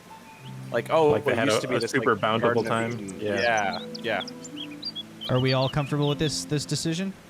Yeah, I am. Yep. I think that makes a lot of sense. I think every civilization is definitely like, especially like superstitious ones, are like, oh, what is this? A big omen. The former breadbasket. The artist formerly known as Breadbasket. Breadbasket would be a great rap name. Breadbasket That on would a be beat. good to that. That'd be awesome. I don't think this affects the Hemetetians too much. There might be some geological upset, but they're in the mountain. Yeah, absolutely. The song people would probably be slightly affected by the lack of sun, because trees and sun and all that. But with the crescendo kind of nearby, they probably do okay. They're also on the coast, so I imagine they have a lot more weather and like keeping Yeah. it clear and whatnot. Yeah. I also think. So the- would that, Go ahead. would the meteor, like, cause the water level to start creeping inward, or do I still need to remove those hexes to separate them? I'll let Wash decide. He threw the meteor at the planet. Oh, so an alternate goal was for it to carve away the great. land and for it to start filling So up. we'll say all that Okay. land done been carved. Okay. Loudon, I see you with your suggestion, by the way. Asteroid could be filled with some magical or very strong metals, such as mithril or adamantine, that can only be found there, making it a valuable resource for whatever group controls it. I like that I a think lot. it's a great idea. Yeah. It's and also underwater now. Yeah. So, And the it merfolk could introduces make a a run new- at it, maybe? I don't know. That's true. Interesting. They're positioned the- best for it. What's happening to the merfolk breeding grounds right now? Is it like covered in a layer of mud on the surface of the water? I don't know, because you put the merfolk breeding grounds like 30 miles deep. They're like the whole way down there. I feel like they're already in complete darkness and teeming with life based on your exposition. that's They fair. probably don't care. That was my thinking. And also the merfolk as a race, although there probably was some like contamination as far as like, dirt and ash falling onto their civilization. I think that because they're the most advanced healers in the world, they probably bounce back pretty quickly in terms of their race and like staying alive. And then because they're also like, it didn't really kill off that many of them, I feel like they can build back pretty well. Does that seem reasonable? Yeah, that seems reasonable to me. Okay. Then we just have to figure out the dragons and the spiders. The spiders, probably not well equipped for this. I feel like this, maybe sets them back to where there's just a handful of them left. Let me ask a weird question. The floating mountain, Yeah. would it be blown north some? Would it be pushed? Oh, that'd be super interesting. I think that totally is possible. I think it wouldn't if it's above the bulk of the ash cloud, though. Like if it's only getting a minor piece of the. We described it impact. though as like a sandblast from the initial impact, but then the cloud could settle kind of under the bulk. You know what I mean? So like I think it's fair that the impact could still force What if it. it got pushed like half a hex? Like not a great amount, but some. I'm comfortable with that. If that's a thing you guys think is what's happening, let's do I it. think that's cool. It also the is Umbral going to Sea suddenly becomes let. the Crescent Sea. Yeah. Like they might not even notice at first because the cloud is blocking their view of the ground, so they probably Yeah. That's a really interesting ramification. Mm-hmm. We got a little skyloft situation. Yeah. Also, Loudon7 has said we're using his name for the metal. We're calling it Loden. Yeah, I love it. That's great. Lodestone. Yeah, exactly. He wants it to be Loden, but I agree. It should be magnetic. It should be a lodestone type metal. Is it magnetic enough to like disrupt sort of? Wait, would we have No. compasses yet? There's airship people don't have compasses yet, but I bet they'll be the first to get them. This is true. If they're that close, it might mess with them. If there's a large concentration of metal. Their organs are metal. The Hematetians. That's a canonical thing. Mm-hmm. But I Oh. don't think the pull of the magnet is going to reach, what is that, 30, 60, 90, 120, 180. Yeah, that's 180 miles away. I don't think the Okay. pull of the metal is going to be. It's just a challenge if they want to go and get it. Then maybe we need Yeah. to figure out how that Well, works. we've also pre-established that the Hematetians, like the other city, has a strong Yes, you're right. magnetic field around it, and that it's like it makes them hardier. Yeah. Like being Good on Krypton. analysis. Yeah. Nice. All right. That's my turn. Yeah, just a casual turn. Just Yeah, just a chilling. little turn. There's a couple things. Just one a thing. couple of things you came up with. It It's was fine. just one thing, guys. Just It's one just, thing. just Come one on. thing, you guys. Stop freaking out. Oh my gosh. It's not that big Right. a deal. That was certainly a chaotic last round from the God of Order. For of all things. sure. Yeah. No, Are it you was all gonna do part of the something plan. orderly after that? Are we all flipping? Changing who we are. Yeah. No, It's all I'm part of the not. plan. I don't think I'm going to do something orderly, per se. But I am going to create a race or you can tell me if this would be a race or a sub race.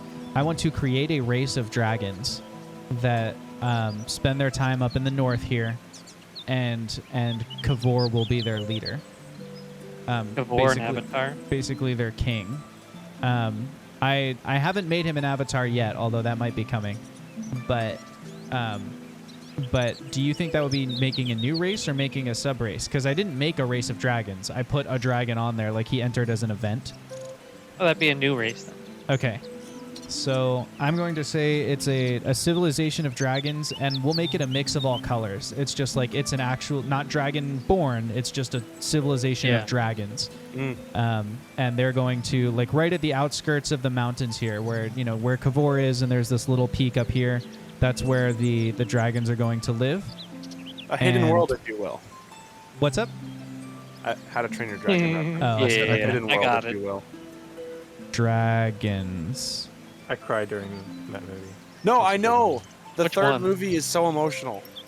The Hidden World. I have been to, like, actual sad events and funerals and things and not cried, but every time Pikachu cries because Ash gets turned to stone in the first Pokemon movie, I literally like ugly cry. Like, I can't handle it. That's funny. So emotional. I That's know. Such an that's like peak emotion right there. Like, if any movie wants to, like, incite sort of sadness, you go to that. That's the golden standard. That is, I've I heard- agree. I've heard You from said some peak people emotion. Yeah. I've heard from some people that Optimus Prime's death in the '90s animated Transformers movie is also peak emotion for them. I Oh, haven't. man. I haven't seen. I Yeah, haven't seen man. that one either. That Sorry to let movie's you down worth there, it buddy. For the hair metal music alone. Are you doing anything else? I've got 2 points remaining. I'm going to keep them. Okay. So all I've done is introduce dragons to the area up above Kavor. Well, it's still Kavor's domain, but now there are other dragons living there. A flourishing civilization of them. Nice. Well, I have 8 points, and I will be continuing. Oh no, I have 9 points. I will be continuing with the removal of and separation of a continent. Got it. You will be paying full price this time. Yes. 5 for 1 hex, right? Which one, left or right hex? We'll start with the left one. And then I have 3 points. No, 4 points remaining.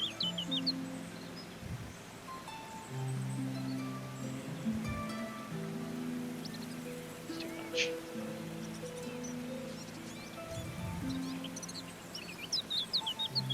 We will command my race to expand more westward or down the river. There you go. Another hex of advancement. Yes. The forest grows. Indeed, They it are- does. We are going to find and protect Pershin. I'll have them find it. I'm leading them towards it. Nice. Great. That's really cool. I like that. Like, where the druids are just kind of like in the forest, and the forest is growing towards where you're leading them. That's cool. That's a really neat idea. What is it, Macbeth, where the prophecy, like the forest moves? Nice.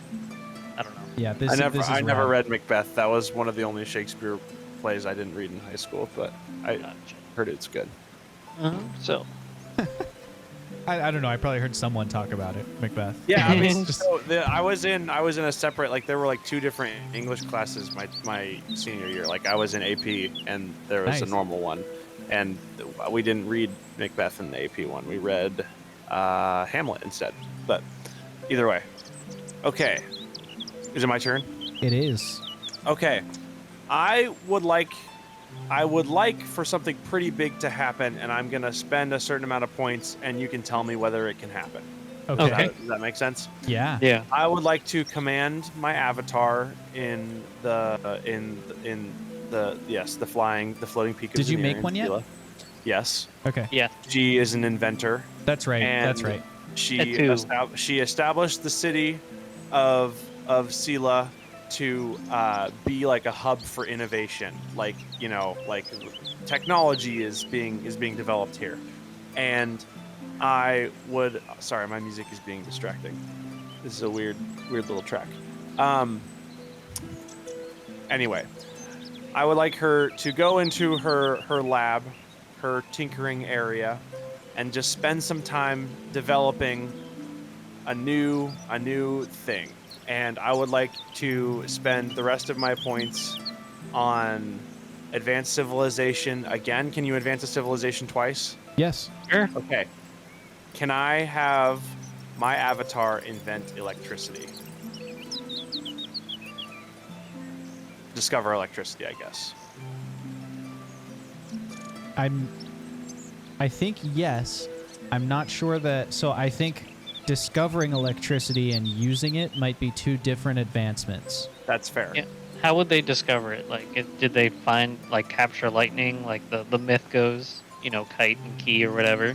I Or don't know did if they discover it some other way, like static electricity? and I they was figured that thinking out? I was thinking static electricity by nature of experimenting with what they've already got going on with windmills, using wind power to directly power what they've got going on.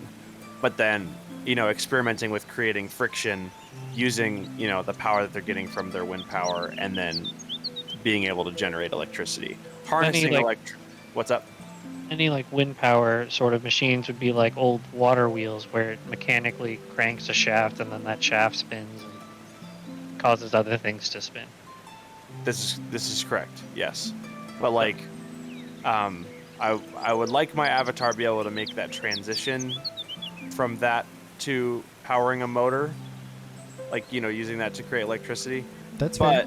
But the discovery could be a separate item where, obviously I'm sure that there's high up in the sky, so lightning storms happening around them is a pretty sure, dangerous and constant. common Yeah, thing. definitely. Yeah, and so maybe not a kite and key type thing, but something similar could happen where maybe getting struck by lightning while flying in a storm is a common problem, and they discover some way of oh, this person happened to, this person was flying in an electrical storm and was wearing something metal or something like that, and discovering that current can be transferred. So I don't know the details. I'm not like a goddess of civilization or anything like that. That's fine. But yeah, something along Fine. those lines. I can wait another turn to spend the points to get them to start harnessing it towards powering things and heat Yeah. and I light will- and that sort of thing. But I will point your attention towards the city of Rustfree, which is an expansion of the Hemeticians. They have discovered steel. No one else in the world has. So it may be worth, as the goddess of trade, connecting Yes. your people with them. Just something to think about moving Yeah. forward. that's a good thing to know. Anything else from your turn? That's all I can spend my points on because I only had 6 points. So So we'll Very say well. that we all agree discovery of electricity by the Yeah. winged folk. the E2, yeah. And that means it's time to roll some more points. And I'm still Yeah. rocking my They're plus gonna 3 be- bonus at the end here. Yeah, They're going plus to be 3 referred to as the maybe. E squared. Is +3 the max bonus? Yeah, Okay. I got a lot of points this round. I did not. I got a decent Thankful clip. for my plus 3. I got more points than last time. I got 11. I got 13 again. Very nice. Nice. Nice.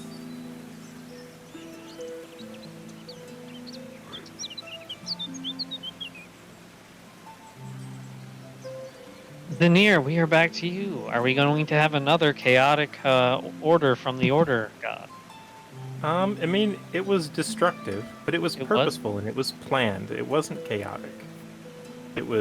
It did what it was supposed to do, and it accomplished its task very well, if I might. I say so appreciate myself. the help in my continental divide, as we will call it. Absolutely. I think Zanir is pretty happy with the way the world is surviving this, and is making its way through.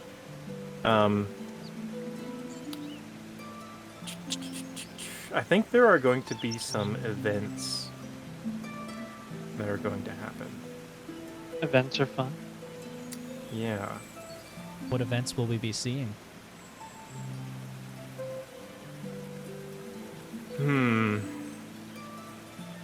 I think that we are going to discover a portal. Wow. Portal to where? It's going to it's going to be on the east side of the map, and it is going to be directly in the center, in between the E2, the Hemeticians, and the Wheatlings. Okay. Oh, Kind of at the base of that mountain right there. Yeah. And who discovers it? There's going to be a bit of a wood here at the base of the mountain, and it's going to be very dark, very dim. I don't know who would discover it. That's Okay. Maybe actually a no good one yet. question. Well, if but he's a- going to a- create it, that would be. Well, it is an event, so somebody discovers it. Yeah. We but could just there roll is- a d4 and like drop 4. That's One for the Hemeticians, 2 for the E2, and 3 for the Wheatlings. Yeah, and That 4 sounds a for little the bit like a druid. lyric. Like one for the song Hemeticians, two like yeah. It is the druids, and I think that this is fitting, because the portal connects close to the Spider Kingdom. Okay. Across the map. I'm going to Yeah. draw a P with a circle around it, and that's going to be our shorthand. I'll put a real portal on there when I make this pretty again. But for now, that's the portal. And over here, you said it connects to near the spiders. Do you care Yeah, I'm where going to over say here? I'm going to say it's going to be on the border of the haze, Oh, the mind okay. haze. That's a good one. I like that spot. It could actually. Maybe like that northmost one, or that one that is half covered to the southwest of that. Okay. Yeah, like right there. Some deep, dark, spidery woods, and a patch of that is like starting to crop up over at the base of the mountain around our other kingdoms. Just in case we end up with more than one portal, I'm going to label this as Portal 1. Yep. Nice. Can you color the one on the east side orange and the one on the west side blue? Did it lead to I- Aperture Laboratories? I can when I do that, when I make the map prettier. Nice. This was a triumph. Anyway. There you go. All right. Will you do anything else? So that's 7 points. That brings me down to 6. Okay. And I think I'm going to spend 5 and advance the civilization. Awesome. My wood dudes, You're Darude. Shipwrights. my Darude, Yep. Sandstorm. they are going to improve their ships to like improve the propulsion, and they're going to it's going to be like maybe a bit of a discovery too in this, that there is a magical residue in the dust clouds that have been stirred up by the impact of the meteor. By the loaded stone. Yes, by the Loden stone. There's going to be a residue in the dust, and they're going to be able to use it as almost like a bit of buoyancy. Like the ships can sail, can like float on top of the dust clouds, Nice. Mm. and kind of use it as a bit of propulsion, almost like instead of using a sail to let wind currents push, they have like a rudder or a hard sail underneath the ships, that the dust from the storm pushes their ships along. It could even Yeah. be harnessing some of the magnetic properties, like maybe it's magnetic propulsion. Nice. I love that. Very cool. And we were calling it mist, or were we calling it dust? I think we're calling it dust. Although I'm interested to know what happens to this system when the dust cloud begins to dissipate, in Yeah. 300 or 400 years. Whether Yeah. that, Yeah, so that might be it's a more of catastrophe. so like they've had airships for a while, and they've been able to fly around with them and whatnot. But I think this is more like an industrialized thing. Like they're able to be, Got it. they're able to carry more load if they don't fly through the air and instead ride on the dust. Gotcha. I like this development. This is a good development. Yeah, this is a good development. All right. Is that your turn? That's it. Yep, that's it. Great. I've got 9 points to spend, Nice.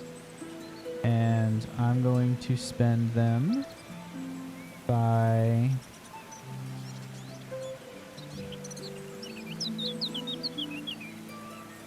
Let's see here.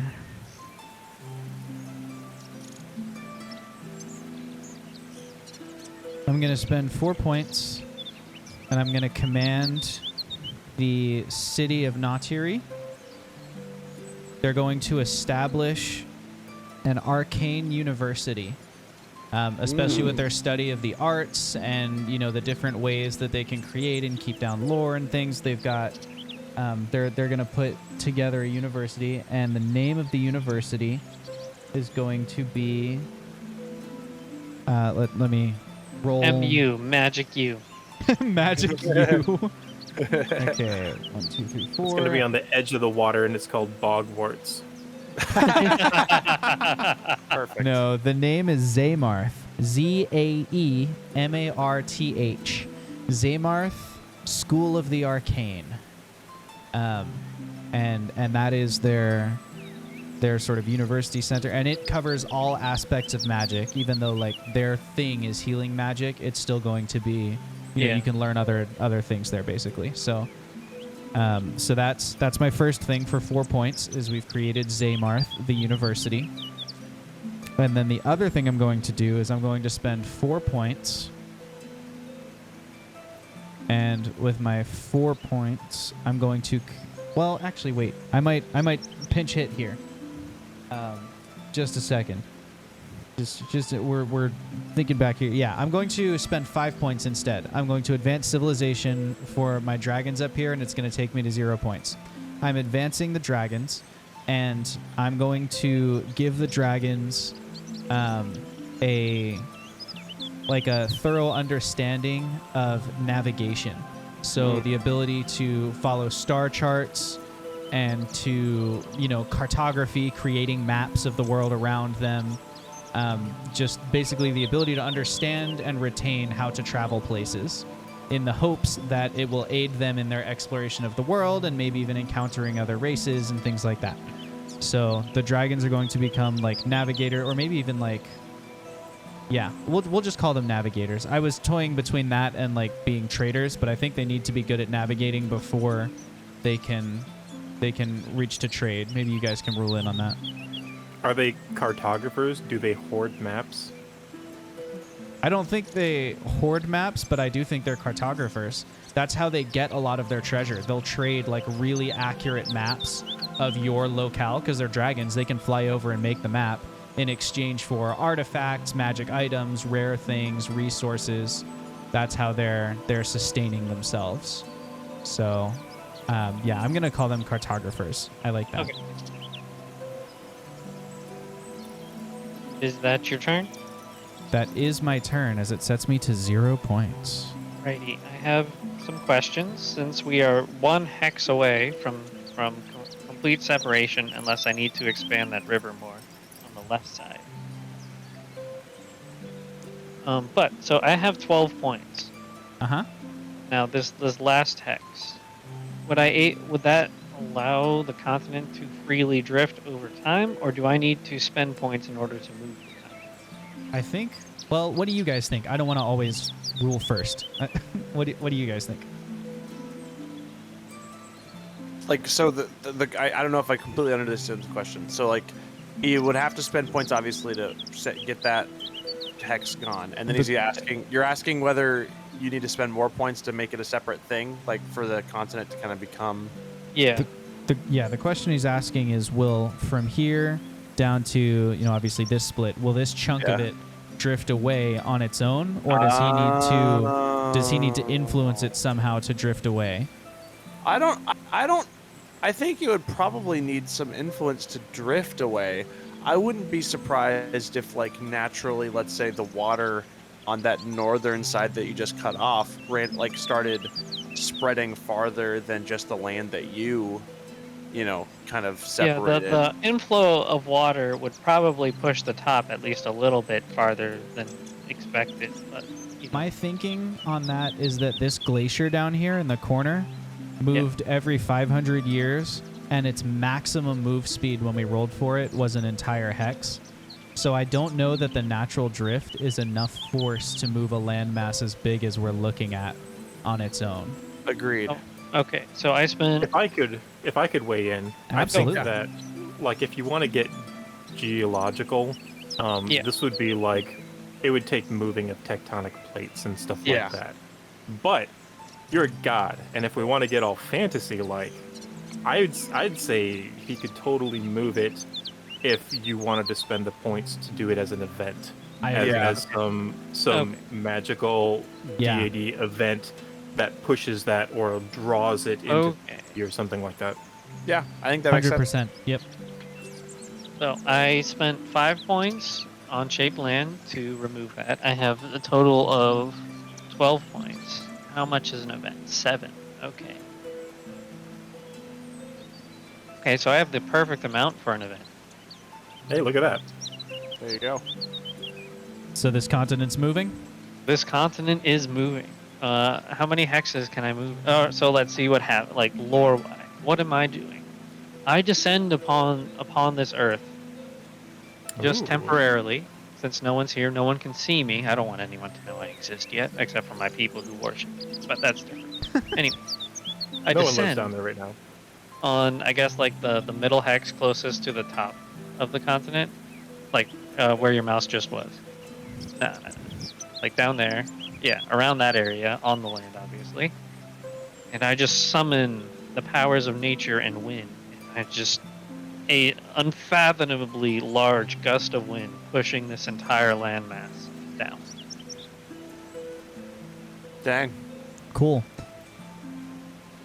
I don't know how many hexes you want to rule that moves it, but I say you should roll for it.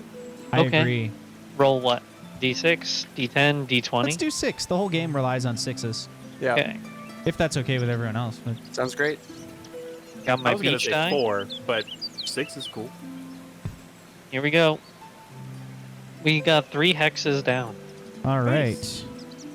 So it's moved 3 hexes. You guys are just trying to make my job really hard when I update this map. This map Yes. was computer generated, so everything that I've done on the map, I've had to go back and retroactively make it match the art style of this AI. It's been really Nice. difficult.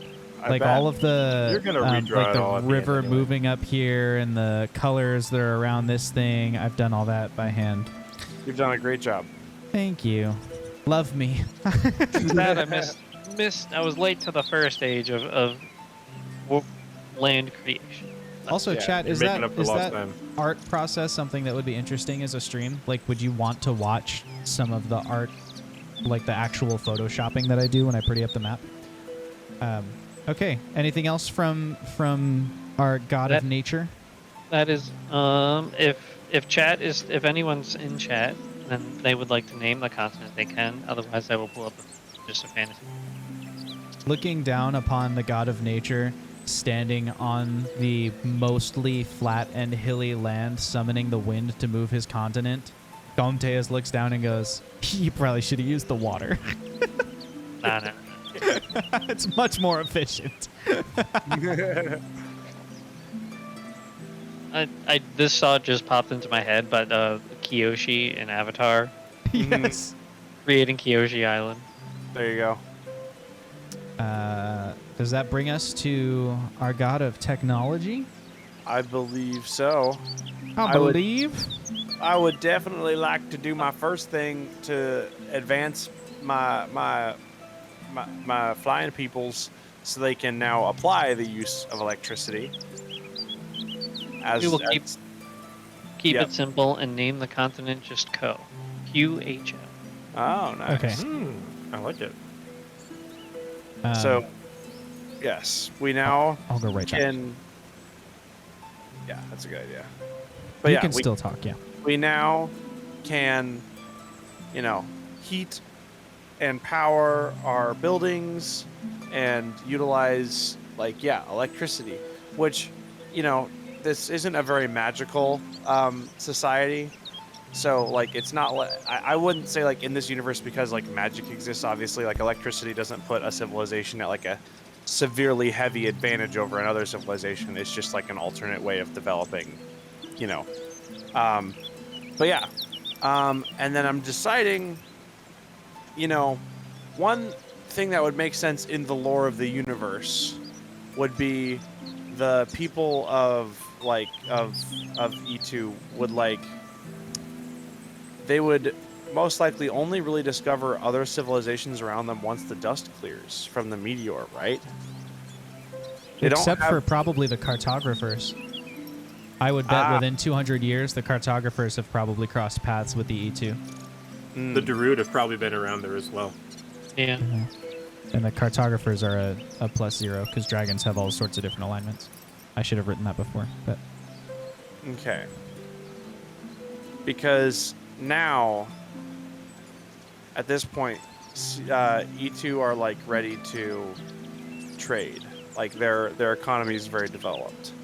I just don't know whether now would be a natural time for that to start happening. You know what I mean? it start happening. It Okay. might be an event to establish trade That's what I between two was thinking. civilizations. Which I can't do yet. I don't have enough points, so I'm going to probably wait a turn. So that's probably That could gonna also be my a- turn. What's up? You could probably also do a command city, or even yeah. command your avatar. I could definitely command city. So, command city to establish, discover and establish trade with. Is it the Hametians? Loudon has just redeemed more power, so the next round we roll 3d6. Ooh. Heck there we go. yeah. If you Thank want, Loudon. and because this might be why he did it, if you'd like, you can roll your extra d6 now and see if it lets you establish trade as an event or whatever you wanted to do. I would be willing to allow that if the group are cool with it. Loudon, think have a it's- great rest of your night. yeah. Thanks for stopping by. You have profoundly influenced the world, and next have. Monday we will be continuing with the Third Age. So if you're able, stop by then to really see how the world leading up to the moments of our campaign, So Speaking of which, how many turns is an age, or rounds is an age? an age goes until we get bored and stop, or until we hit midnight Eastern time. Nice. Cool. I cannot go any later than that because I've got some work stuff tomorrow morning. No, so. I have stuff I got to work on too, so no worries. Cool. I think if I have enough points to just command civilization, I can do that. Okay. So yeah, we want to meet up with the ones that make steel and start trading with them. All right, the folk That of way- Rust Free. Yes, so that way steel and electricity things can happen with that. So for the Lore Master, that event was the E2 and the Hemetetians of Rust Free have established trade for steel, and in exchange, I assume you're trading them things like refined materials, like stuff Yeah. that runs on electricity. Yeah, this is correct. Cool. So they are trading. You said steel and Steel and machines that run on electricity, and Yeah. materials and stuff that can only really be refined with electricity. gotcha. Okay. Hey, Jake, Yes. you have an avatar up there. You can do a lot of things with your avatar for a single point right now. Okay. Just Yeah. I don't know you what can do else I things can like have them do. you can Go read command the under section the about under the them. command avatar section. You can command a city with them. You can create an order with them. You can command an order to do something. You can purify or corrupt the city. One time you can use your avatar to create a race. Dang. I didn't realize you could do all that stuff. Yeah. Yeah, it's super powerful. Avatars are okay. dope. Because I had 11 points and I just spent 4, only 9 right? of Commanding them. a race? Well, but I also advanced the race. So Oh, you're right. But So you commanded I only the spent city. 9. But you could have done Yeah. a command city for 1 point with your avatar instead of Oh, with gold. that's a weird loophole, but cool. Well, I it guess. just Yeah. is the Huh. avatar gives you more influence, but they can't like the Avatar can only do one city in a turn, right? Because they can only be in one Sure. place. So you're as a god, you can command all your cities if you want. Oh. Right? Like the Okay. Avatar has to go. So like if you wanted your Avatar to go to a different city, like your Avatar has to travel there. So the group might decide in order for them to travel 400 miles to Rust Free or whatever it is, like that might take, you know, the whole 100 years for them to make. For you, probably not because you fly. But you know, you see what I'm saying? Yeah. Like, Okay. Interesting. Huh. These are all good points. I don't know what to. It's just it's like read a about dog it before the chasing next round, and cars. you'll know when we I, get back I to it. wouldn't know what to do with them if I had one. Okay, I'll have I'll hold on to my 2 points and wait until next turn. How about that? Okay. Nice. That Sounds brings good. us to the end of this 100 years. All right, we get to roll 3d6, and I get to Yeah. add +3 Not to bad. it. I think we're all at +3, aren't we? Yeah. Awesome. I know what I'm. Back at 13. Nice. I have a record-breaking 17 points to spend. Oh, Very nice. nice. I got I've got 12 this nine. round. I am Same, going to 12. real quick grab a snack if that's okay. That's fine. Cool. You'll just I'll be miss back. whatever happened. I know. I just went. I'll be back. Okay. Alrighty. Zinir. Yes. Let's see here. I've got 13 points. 13 pints. 13 points. 13 pints? 13 What points. you drinking, mate? 13 pints? It's just 13 points. Just No matter what it is after Just the water. first 5 points.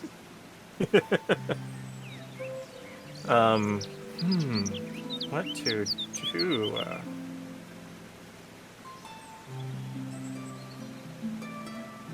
I think I'm going to create an order okay. in the city of Oat.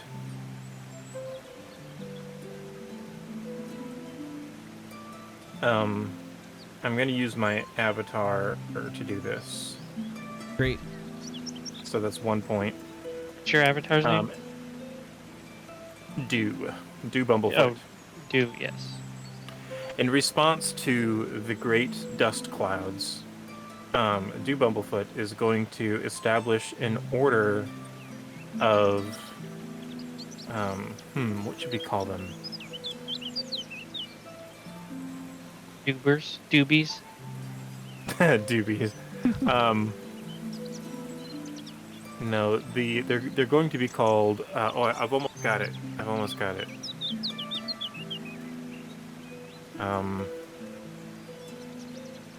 Root something. Dews.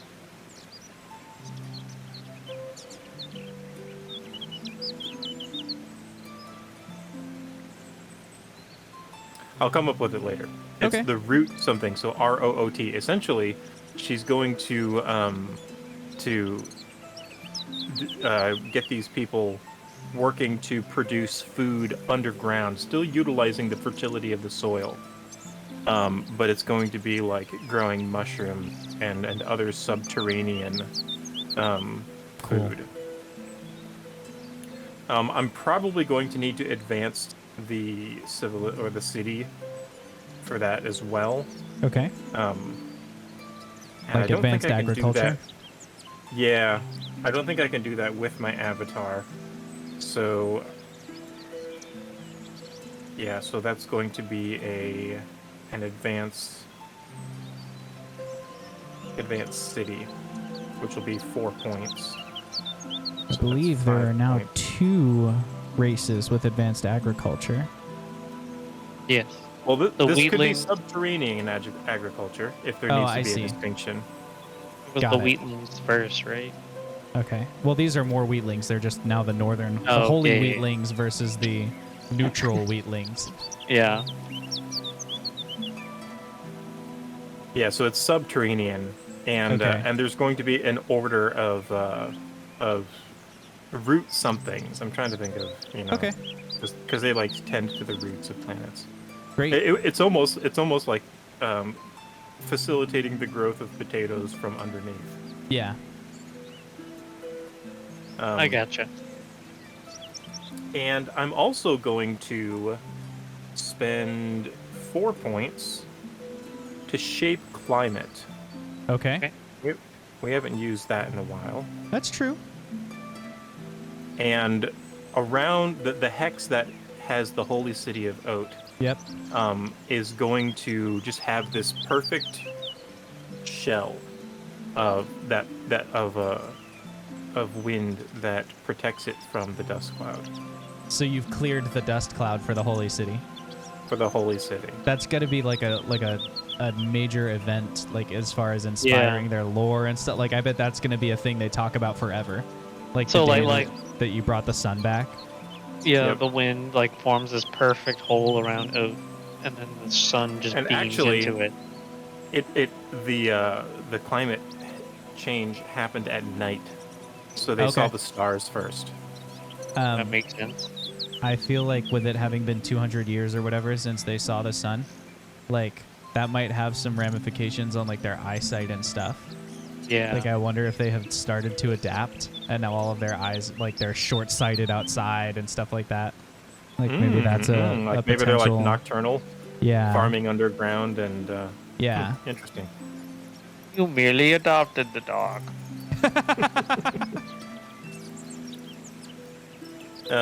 Let's see. So that was 4 points and then 5 points. So I'm down 9.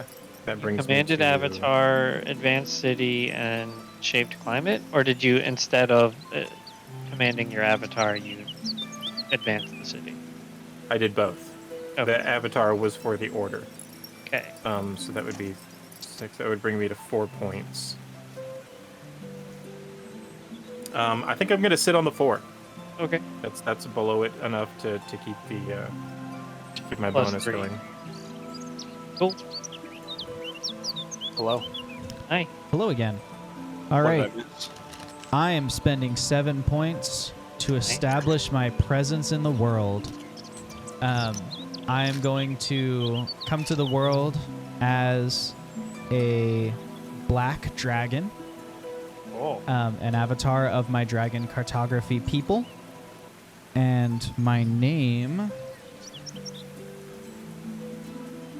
Let's look up my avatar's name here because I want it to be nice and dragony.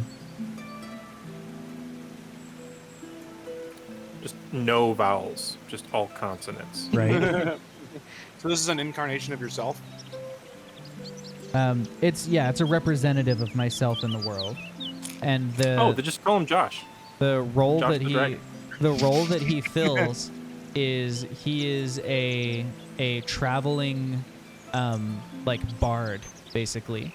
He is a collector of lore and knowledge, and he is there to poke at the progression of civilizations. And Does he map culture? something like that, yes. And his name is Garlel, Garlel, Garlel. The dragon, the black dragon. Black dragon. Garlel, the black dragon, actually has kind of a cool ring to it. I like that. He lived by the sea. My mind went there. Okay, so that leaves me with 5 points for the round. And with 5 points, I shall...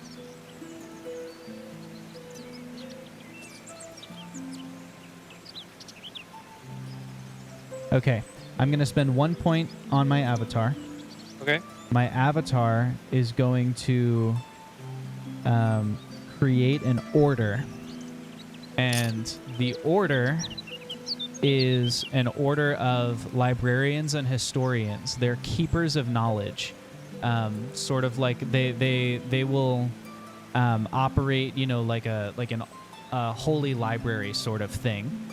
Keepers of all the lore of the world, its many secrets, etc., things like that. So I'm going to establish this order, and I'm not sure what I'll call them yet. So come back to that, or chat Okay. if you want to weigh in. Feel free. but we're going to create that order, and then I have 4 points left, and with 4 points, I should be able to command a city, which in fact I can, or advance a city. Ooh. No, we're going to command a race. We're going to command the merfolk, and the Okay. merfolk are going to begin exploring. So they're going to start exploring down towards this continent of Ko. They're going to go in that direction, and of course through the newly created water gap thing up here. So they're going to begin exploring, looking for contacts, new things, whatever, and all that kind of stuff. And that brings me to 0 points for the end of the round, and ends my turn. Except for I'm working on my guild name, but I'll come up with that at the end. Alrighty. So yeah. Well, I am glad you. It is now my turn, and I didn't just form a continent to just have a new land. We're gonna populate it, of course. That's good. So I am going to first. I have a total of 12 points, so I'm going to create an avatar, and this avatar. Which race is he from? I guess he's from your druids, right? Because that's your race. Oh, does the avatar have to spawn in the? You pull city? the avatar forward from an existing civilization. I don't think it has to be yours, actually. I think you can pull an avatar forward, like you could do a Wheatling avatar or whatever. Okay, sorry, I misunderstood. It's all good. I don't think it says that you have to, though. Oh, maybe I misunderstood. In which case, I apologize. Create the Meteor this figure power- within the history of the world. Yeah. High Okay, priest, then never dragon mind. priest, Ignore me. everything. Yeah, so I'm going to create an avatar on my continent. Okay. 7 points. They will be. What is a perfect depiction of me? in nature? Hold on. Scroll to the continent, please. Okay, so fairly just plainsy. They'll be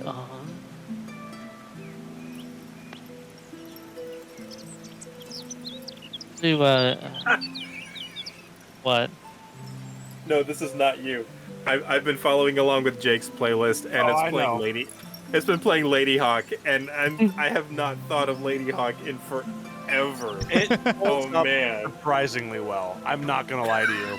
I watched it recently, and I watched it because it was like, okay, my dad liked this movie when I was a kid. I watched it as a kid. I thought it was fun, and then I watched it again, and I was like, holy crap, this is a good movie.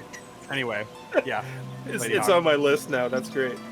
So Sorry. I'm gonna say this is definitely like a slightly cooler region of the world, just based on the Arctic being nearby, and it's pushed it towards the colder region.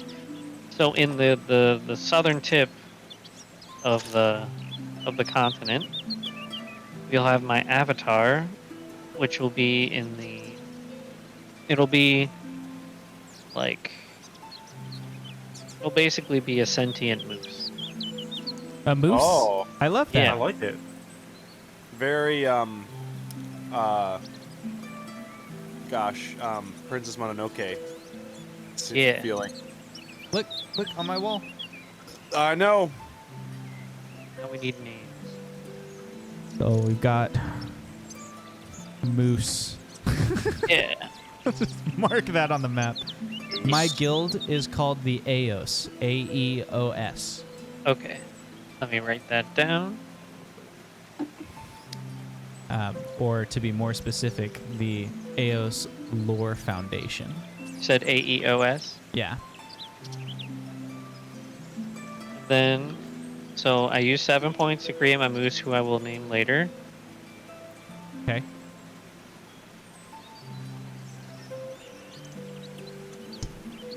And then I will use my moose, spend 1 point to create race of Arctic creatures, basically. So we'll spawn in like polar bears, penguins, Cool. sea lions. It'll be basically this colony of sentient Arctic animals. That's awesome. I if spell that it is with allowed. 2 T's. Dude, you're a god. If you come up with the idea, you can pretty much have the idea. Creators. Yes. Arctic creatures. Sentient. Arctic creatures. What alignment? +1, +0, -1. It'll be 0. Nice. So that's 8 points I've spent out of 12, so I have 4 more points.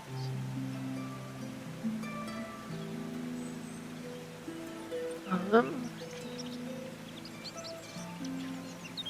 Can I As say, a- this is just insanely fun. yeah, I Yeah. agree. It's really fun. and I will command my race to build a snowy palace city For the moose? Ah, for the moose and the Arctic creatures. Is it Moose Pass Palace. Yeah. Where would you like the palace? It'll be basically on the hex with the moose. It'll be in the water and on the land, like half. Got it. So like right here. Yeah. Okay. I'm just gonna do this like tower looking thing for now. Think like Northern Water Tribe. That's a great tower. Let me just hang on. It's very It's like a moose-like. cactus. Fair enough. It's just like one moose horn off the side.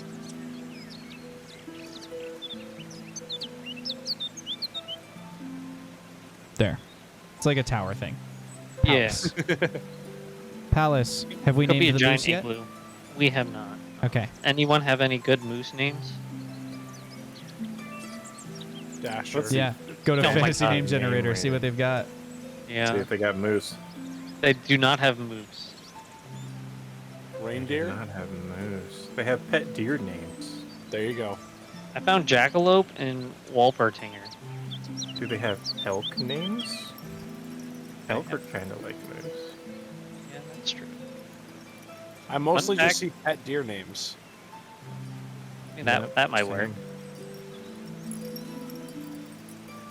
They have fursona names. We could get your fursona name as Sure. as, I mean, that might be the closest thing. Where is that under other names? I just Just searched search for elk and it was down at the bottom. You could also search for like spiritual god name or something like that, Yeah. maybe. But Spirit names?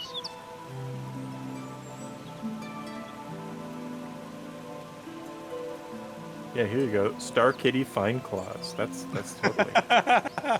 Fairy tale Oh. and celestial spirit name. That could be. There you go.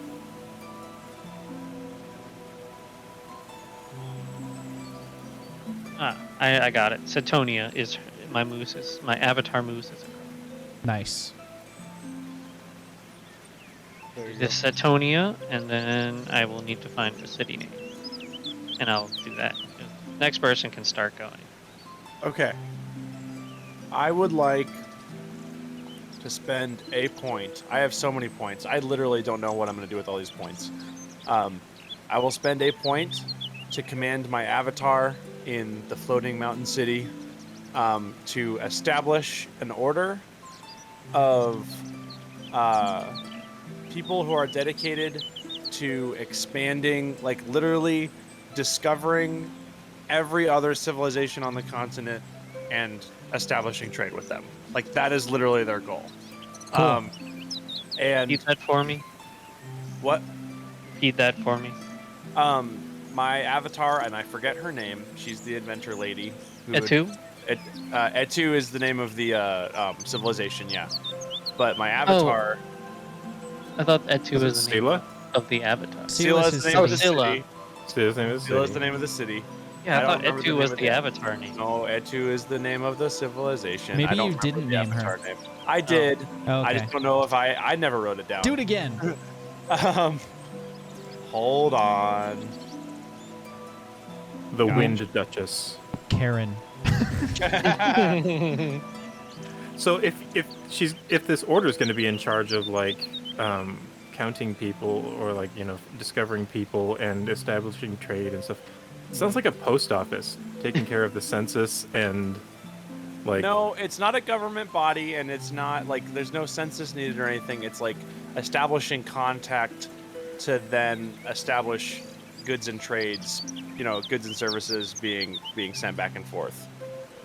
It's more of like they're being sent out into the world to discover and bring back and send, rather than like just like, yes, we are now the post office. We will deliver your things to other people, and that is what we do. Like, not as I'm gonna go with the name Gadiel, Gadiel. I think that's better than what I had before anyway.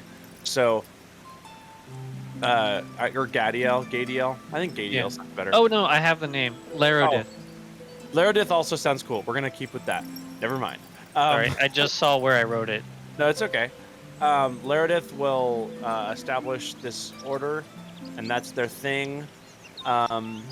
And what else am I gonna do though? Can we zoom out on the map, Josh? I want to start doing also, other stuff. If I might make a suggestion of something you could do, because I had been planning on doing this in a future turn, but I believe that the Eos, the cartography or the knowledge guild that I created, lines up with your trade guild in a lot of ways, and I think establishing a relationship between the two of them, where we are a people who can map the land and who are in search of knowledge, and if we travel with you, then I think both sides can assist each other greatly as far as finding where they're going, and then also successfully navigating trade routes, because we can be mapping as you're finding trade routes and things. Yeah. So I don't know if that's a command order or if that's an event. I guess the group can decide, but that would be a thing that like the Eos would be willing participants if you wanted to do that. Great. Did you have points left? Maybe both of you spend a few points to I have a crap together. ton of points. I can even afford to just do it myself. Okay. I have 16 points to spend right now. Oh, nice. Cool.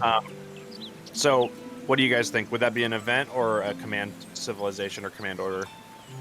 What are you trying to do again? You're Establish trade a routes. relationship, like a close relationship between our two orders. Yeah. I'd say an event. If it's like a conference or like a meeting, like an official meeting of the two, it would be an I think event. that's fair. Yeah, like signing Okay. an agreement Like- with each other, basically. Yeah. Yeah. Like if Okay. the leaders are gathering and meeting together. Cool. I think that sounds good. So I'll spend 7 points to Okay. make that happen, and I need to name my order.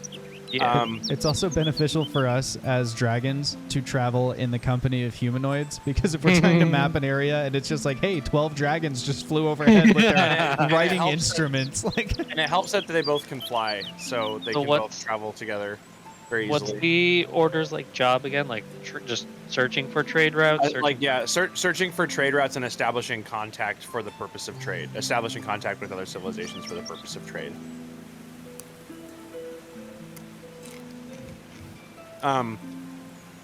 The order's name should be, gosh. That's something I'll think of in a future turn, I think. So, Okay. I have 9 points left. The area between what's on that left side, it's a little bit too low res for me to see. It's like it's all written in cool letters on the left side, far left. this part, Yeah. that is What does that Thraxunhau's domain. Okay. Thraxunhau is a white dragon who has taken over this icy peak up here, this whole 60-mile stretch. Okay. Yeah. There is not really much in that area between Thraxunhau's domain and the You could put acid. some races over there. That's what I'm thinking. You got points. I'm thinking I want to establish a race of tunneling, like underground people somewhere. Where would you like them? I don't know, because that area right there seems like it's very flat, if I'm not mistaken, right? Or what do I This see? is a little bit. It's like a. That's a little hill. This is like the Appalachian level mountains. You know, if these are the Okay. Rockies, these are the Appalachians. Then I would so- like to establish. It's kind of stereotypical to make them dwarves, though. I don't know if we want to necessarily go with that trope. Ooh, I know. I want to establish a race of mole people who live That's in those mountains and like rarely come up above land. mole Mole people. How much is it to establish a race? 6. So I have 3 points left. And Are they just called mole people, or do you want to name them? Hmm. Also, are they +1, +0, or -1? Gosh. I'm gonna say +1 actually. Oh, they're good. Mm-hmm. And because like they're good. Their main worry is like, Earthquakes. yeah, I don't know. They're just like people who want to just live their lives. In the mountains. In the mountains. I'm trying to think if there's anything I want to do with my 3 points. I don't know if there's anything I can do where that really matters that much at this moment. So yeah, I wanted to create those mole people. You done did it. But what are they called? I'll think of it soon. Okay. And thus ends another stretch of time. Yes. I'm rolling so many ones tonight. Well, finally, the dice have favored me a little bit. I've got 13 points this round.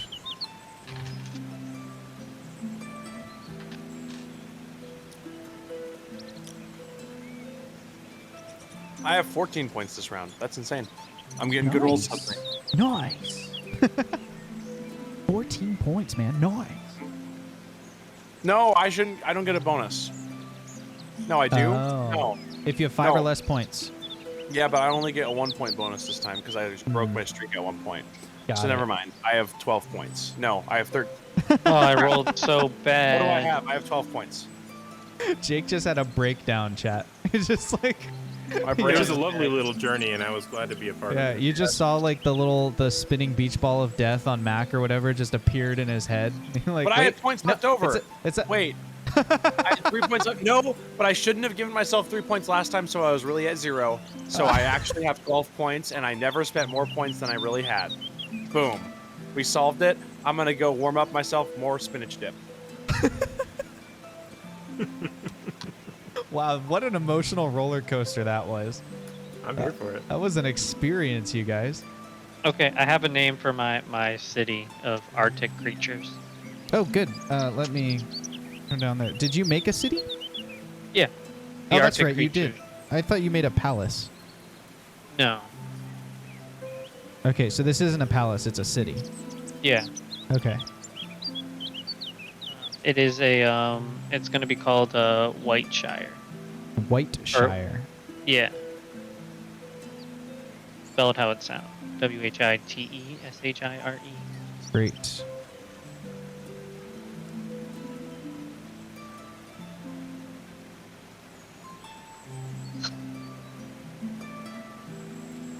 And I rolled really bad. I rolled a 1 and a 3 for 4, and then I have the +3, so 7. Nice. Zinir, if you'd like, you may take your turn. Hit us with that lore. Yeah. Got a lot more going on the map this time. Kind of like it. And it still feels like there's some empty stretches. Like we haven't done anything up here, you know? Mm-hmm. Yeah. So And the bottom right. whatever we don't fill in, I will fill in with like non-god level stuff before the D&D campaign starts. Like, oh, I'll put a race of dwarves up here, and, you know, stuff like that. Yeah. So don't Whatever worry about races like we don't have. don't worry about needing to fill in the whole map, but it, you know, you have spots if you need like a blank canvas for your idea.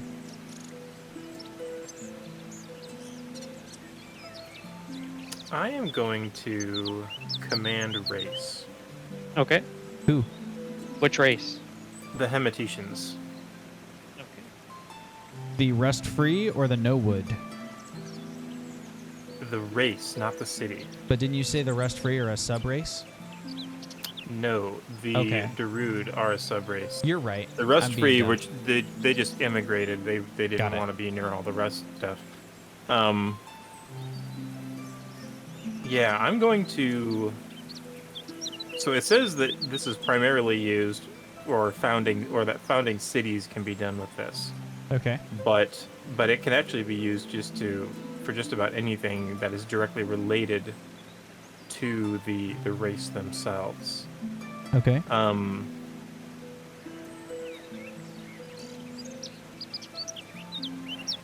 I'm going to command them to dig deep. They're like it's going to be like a an internal pull, like in their heart. Like they just all feel this drive to dig deeper into the core of the world. Oh, they're Awesome. like going Um, down. Yeah. Also, just for the sake of lore continuity, how do you guys feel about this being the year that the dust cloud begins to fade? Like maybe we're at 70% thins out? coverage. Like, and then the next round maybe goes down to like 50. Catastrophe happened 200 years ago. No, 300 years ago. What do we think? Or is it more Like faded that. than that? Regardless of when it does, I would like for the Hemeticians to be gone when the dust Okay. clears. Like completely underground. Yeah, well, they've already been completely underground. They are a subterranean race, but their cities like broach the surface. Right. I'm not but, the only one with a subterranean race. I didn't even realize that. Dang Yep. it. But yeah, so like this commanding of the race to dig deep, to just go deep. Cool. And maybe this has something to do with relinquishing the land to the mole people. That when the dust clears, their cities are abandoned, and that they've moved on deeper. They almost like a center of the world migration. It's Okay. like this migration pull inside of them.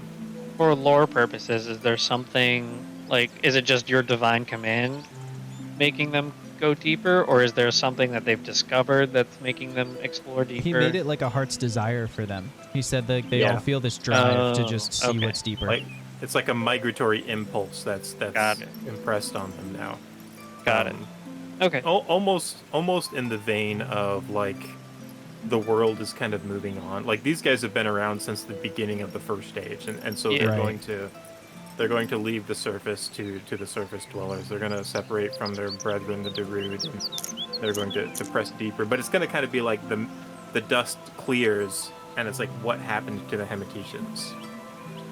Cool. They've kind of like left their mark on the world and have. So the people Yeah. who I've been trading steel with are leaving? Is that what's happening?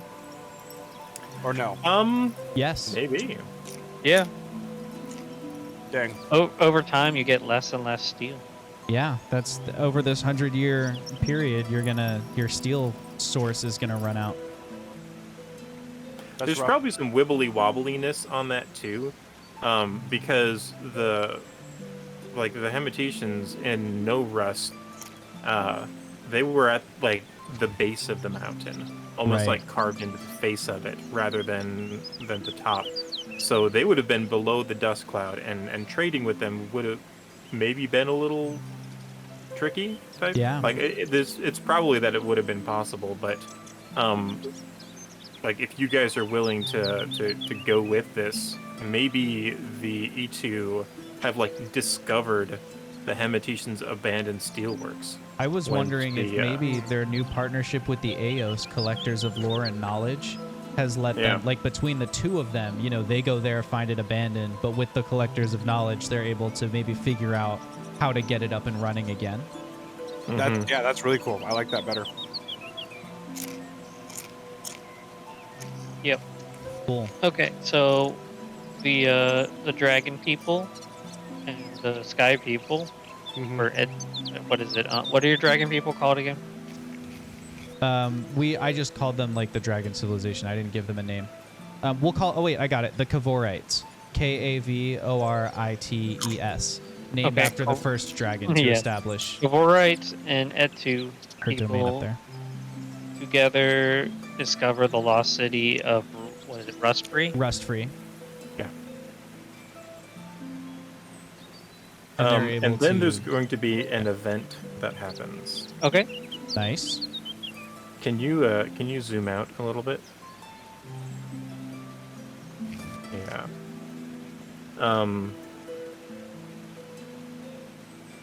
So what we're gonna say is that that since enough time has passed to kind of clear the most of the atmosphere of this dust, something some magical energy erupts out of the meteorite, and it starts to actually draw in the dust that has the magical residue from the Loden residue. And it creates this vortex of dust, like as it's all being drawn in towards the core of the meteorite. It just kind of creates this big vortex of the dust around it, and it's like, and maybe that's the mechanism that's like starting to pull it from the rest of the surface of the world. So would you say that the vortex, like the actual vortex itself, is maybe visible in the same diameter as the crater, but then like it's pulling dust from everywhere, but that's where it starts to collide and create like the maelstrom? So with the new continent, though, would it be on the continent, or would it be on like the mainland or the continent? The meteor is in the water, right between. Yeah, the meteor's in the water. It's part and of it would the be separation centered area. on that material. Yeah. Okay. So there's just this vortex forming in the water, basically. Almost like a permanent Right. tornado, Yeah. or at least a Yeah, like long-term a tornado. typhoon. Like a something. whirlpool tornado type thing. Yeah. Yeah. Yeah. But it's like muddy because it's pulling in all this dust. Yeah. Here's a and everything. question: as all that dust gets pulled at at sort of velocity towards it, does that pull the flying peak back? Like, does that move it back? So it's not necessarily like I'm sure the weather patterns and the wind and stuff like that is affected, but I kind of I don't want this to be just like a magnetic. Boom. It's gonna Yeah. be like a gradual thing throughout this 100-year age. Is that Like an air purifier Got it. for the world. and that's going to knock me down to 1 point, and I am done. Excellent. Oh, unless I want my avatar to do something, I could have my. Could have your avatar do something. something.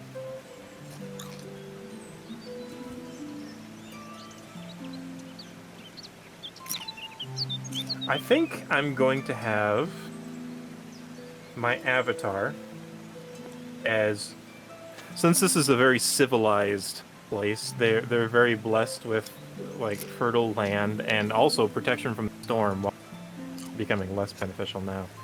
I think that my avatar is going to create a sub-race. The Wheatlings. Of subterranean, like permanently subterranean wheatlings, and they're going to be called rootlings. Rootlings. I love it. Okay. Nice. And this is just like a natural outflow of them having been in the dark for so long, having been subterranean. Some of them adapted, and now that the world is waking back up, there are those that just that just prefer the subterranean. Got it. Yep. What is the race there are called? the rootlings. The rootlings. Okay. And that was Dew, right? Creating the race, sub race. Yes. Yeah.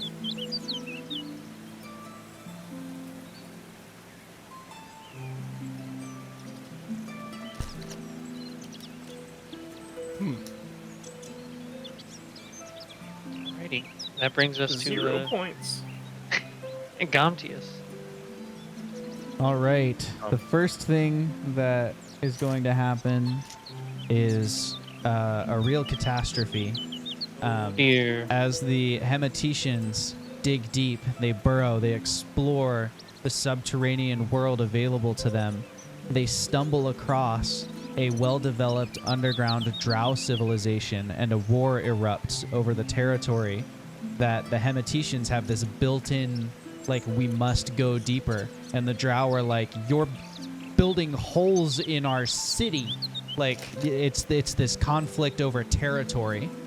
And I don't think that there's a winner or a loser. I think the war is still happening at the end of these 100 years, because the Hematetians are these advanced craftspeople who have built airships and they are very hardy and resilient, and they're stone-skinned. And the Drow are, a sub-race of elves, so they're not particularly hardy, but this is their terrain. They're used to being permanently underground, and so there's this conflict between the two races that, at least from this catastrophe, does not have a resolution in the 100 years. Someone else could intervene if they want, but there's just a conflict there that is raging on. And that's a catastrophe that happens. That leaves me with 3 points left. With my 3 points, I'm going to command the Eos Order to establish a sort of like a guild hall, a base of operations. They're going to create a magical library where all of their knowledge is stored, and the library itself is going to be airborne. Like it's a floating building, think sort of castle in the sky vibe.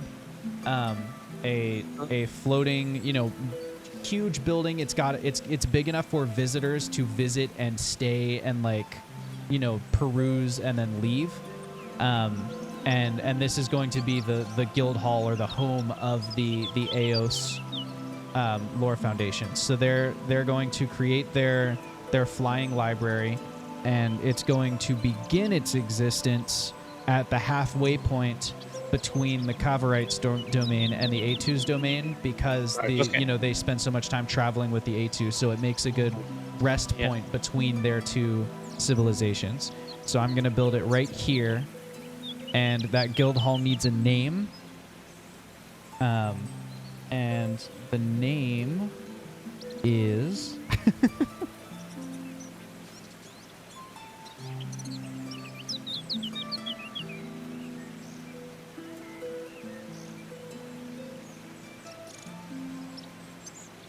Oh. I just looked up and saw Watch Right BRB getting snacks. The name is Gomteo. Gomteo. They're the lore masters. They've built it to be close to the sky, where the moon is.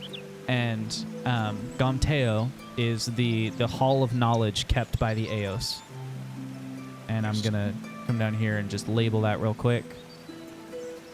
Gomteo. Gomteo.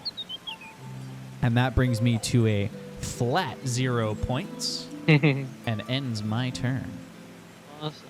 Well, I have a measly 7 points this round. Just a meager 7. Yeah. And I wanted to talk to Wash, but he went to He gone. He went to get snacks. He'll come back. Yeah, I mean, he will be. I've done the same thing twice, so That's true. yeah. I could pretend to be Wash. I got these awesome chips and then some spinach archer dip. It's pretty good. Anyway, go ahead. So I'm going to spend 1 point to command my avatar. And he's going...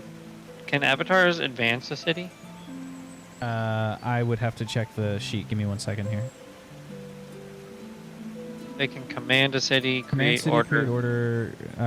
They cannot advance a city. Okay. No. They can command the city to do something, but it's not the same as command the city to advance.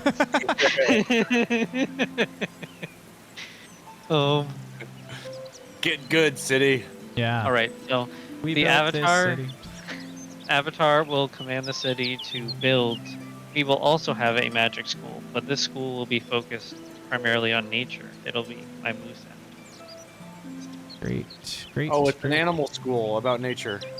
So Yeah. like, would you call it like a druidic university basically? Like, is it like druid magic? Is that what you go there to learn, or is it just like okay? I will name it later, but that is 1 point. We're gonna call it So- druidic U. So Setonia is my avatar. Okay. Setonia. That's a cool name. Yeah. Yeah. They will create a school of magic focusing nature specific, nature magic specific. So that's one of my 7 points. So I have 6 points.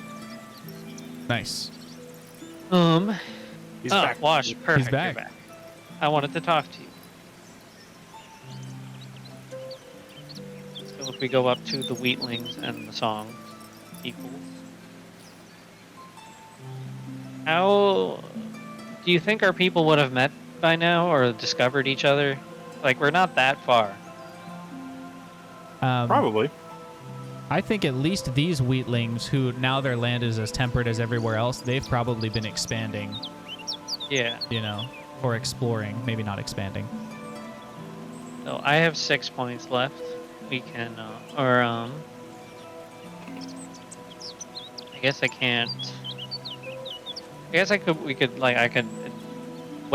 How did you spend your points in order to like create relations between you guys? We decided that it was an event, right, to establish a relationship between them, or was it commanding an order, Jake? Huh? Sorry. Was it an event to establish like the relationship between the Eos and your trade people, whose name I forgot? I don't remember now. I think it might have been an event. I think it might have been it was an and it event. makes sense in retrospect for it to be an event now that it's like, oh, we discovered the lost city. Type Yeah, I thing. think it was Right. event. I only have 6 points. Did you have any points left over, Wash? Nope. No. Okay. Well, I can then. You could save them. Yeah, I could command my city to expand a little bit farther, and then I'll have a few points left over. 'Cause I have 6, and then I can use 4 to command city. So are you expanding the druids? Yeah, towards crescendo. Okay. So this is all city? This is like a... Well, Is not that city. 30s? No, I wasn't using create city. I was using command civilization. command race. Yeah, that. Got it. Yeah.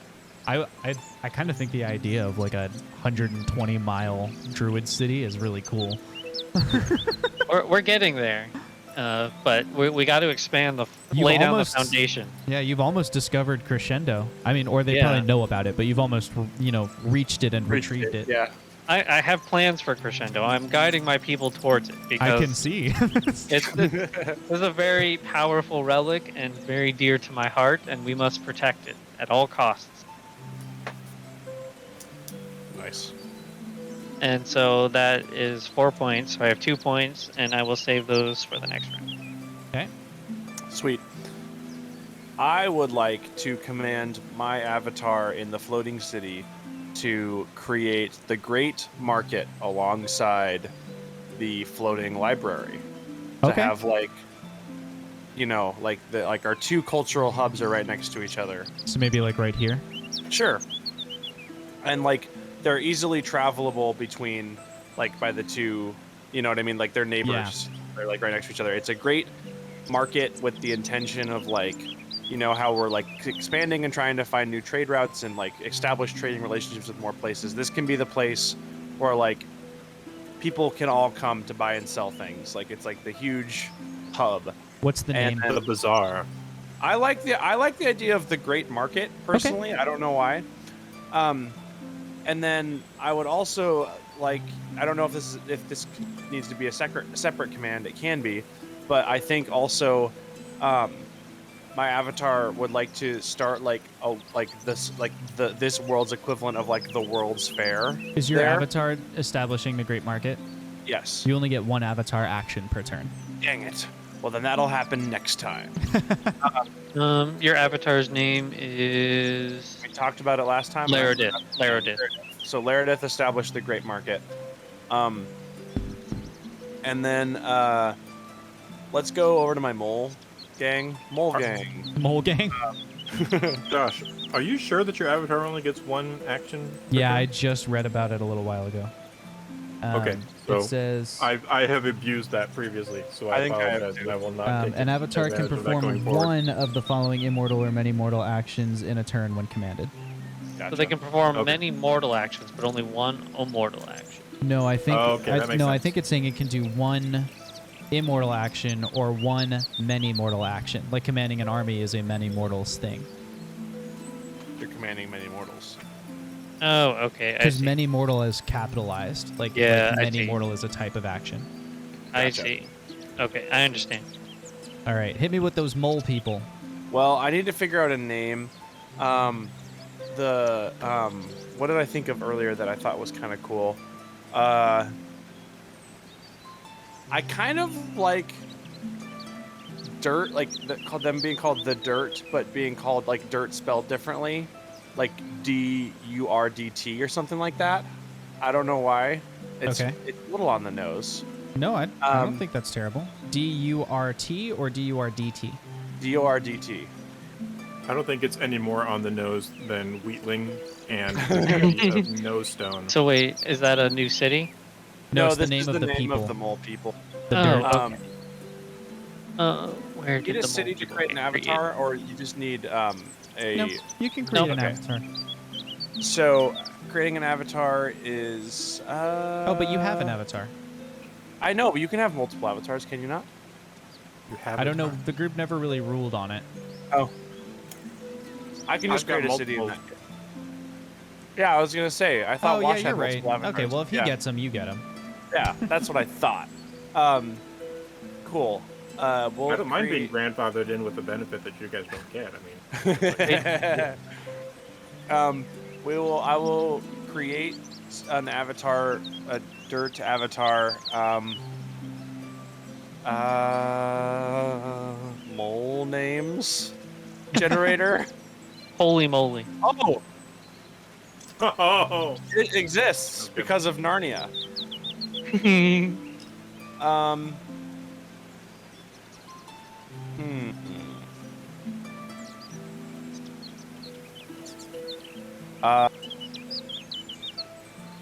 Let's just name him Shrub. I like Shrub. Shrub is a good name. Okay. His name is Shrub, and Is he a mole? he is a mole. And previously, the dirt people have been very content in their own spot where they're at in these mountains.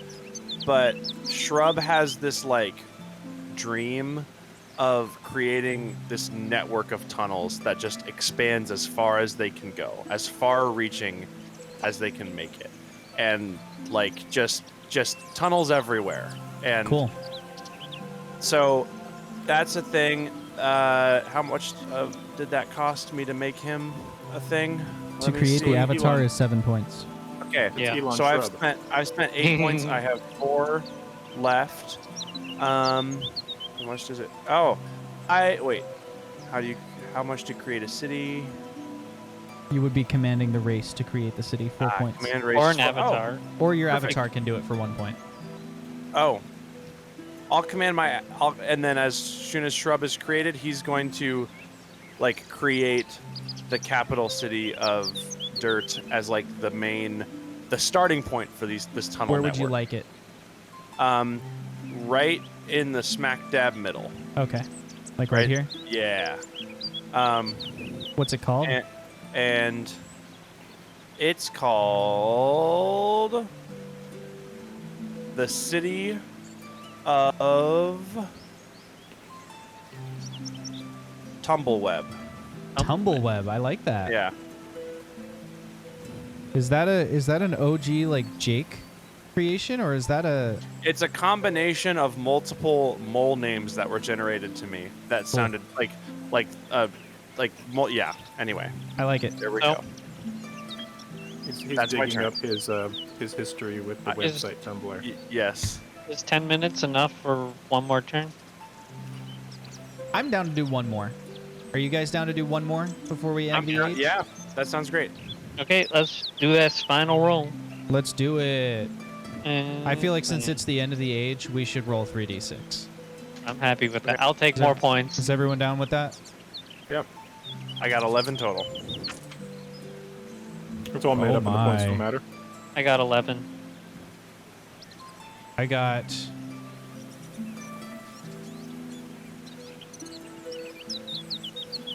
I got just enough to make an event. I got 17 points. Gee, It'll be a Dang. chaotic round. Yeah. oh well. and ears first. That's true. Lay down what protections you can, brother. So I'm going to cause an event that strips. Where is it? Are you gonna finish that sentence? Yeah. It strips.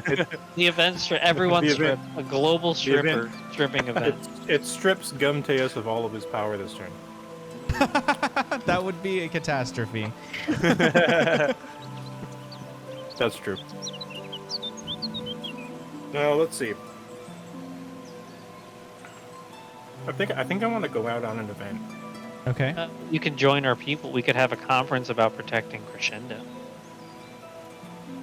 What would it take to get another artifact into this world? Relic of power. If you want to add an artifact, I feel like introducing an artifact to the world is probably an event, like the Yeah, that's an surfacing event. of this artifact. It was just something that I gave to the chat as well because I wanted them to be able to influence our lore. Yeah, that's definitely an event.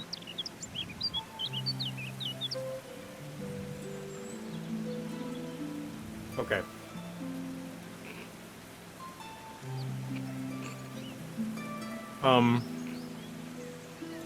The Hemeticians built, like they dug down first, right, into the mountain and built their city inside the cylindrical hole that just Okay. bored straight through the We're also at war right now.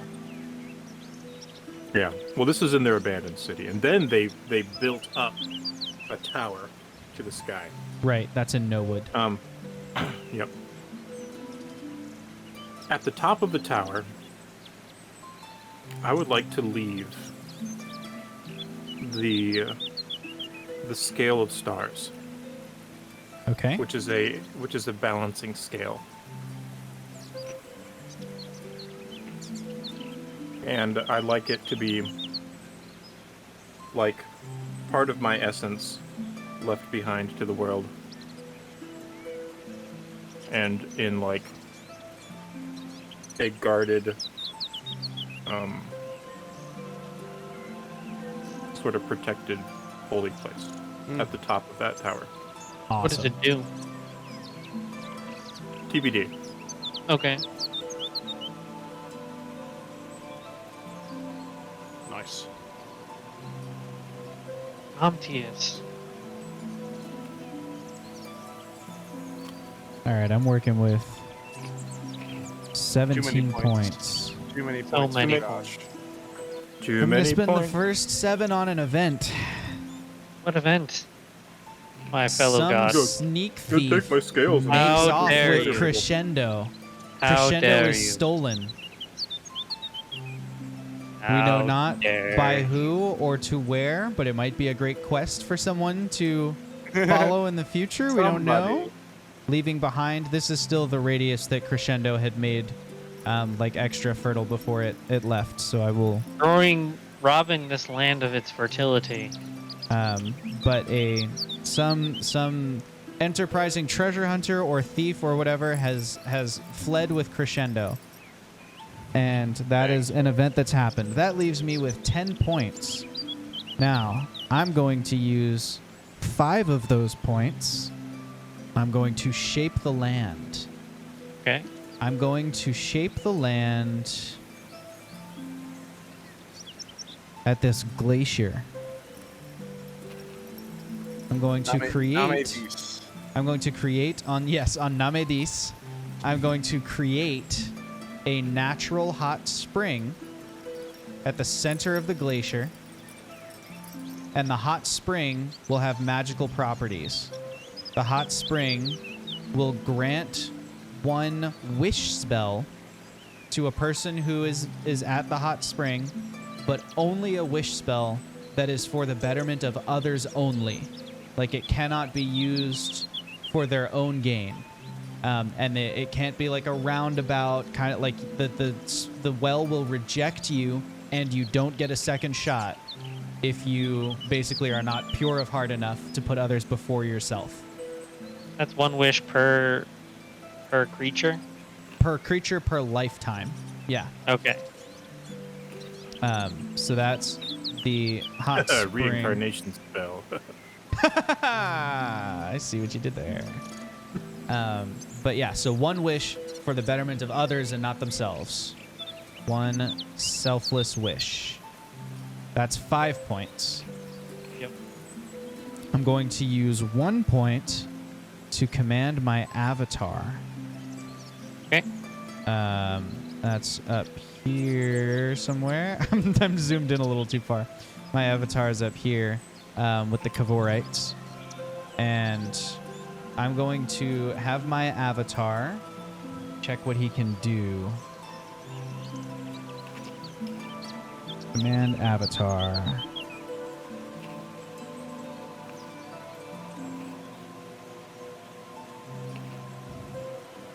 He's going to...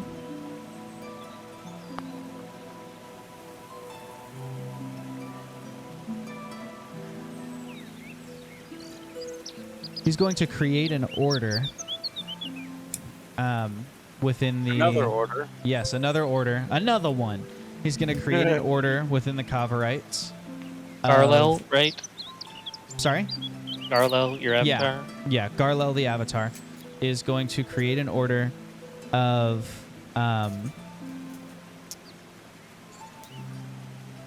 which I have 3 orders I'm trying to decide between. That's why I just paused and hesitated. I think he's going to create a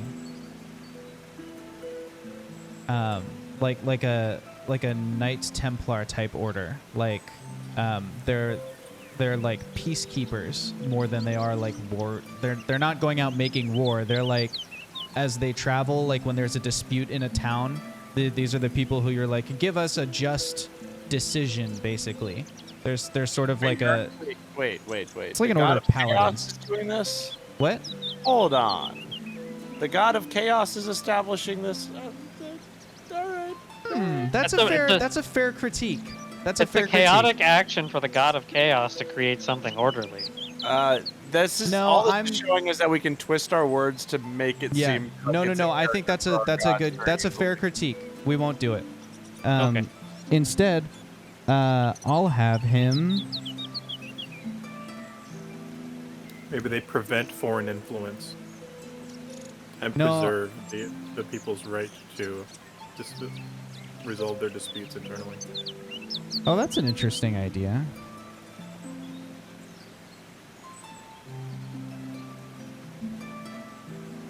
They're an organization that disbands organization. So essentially, the Harpers. No, I think he's going to establish another city.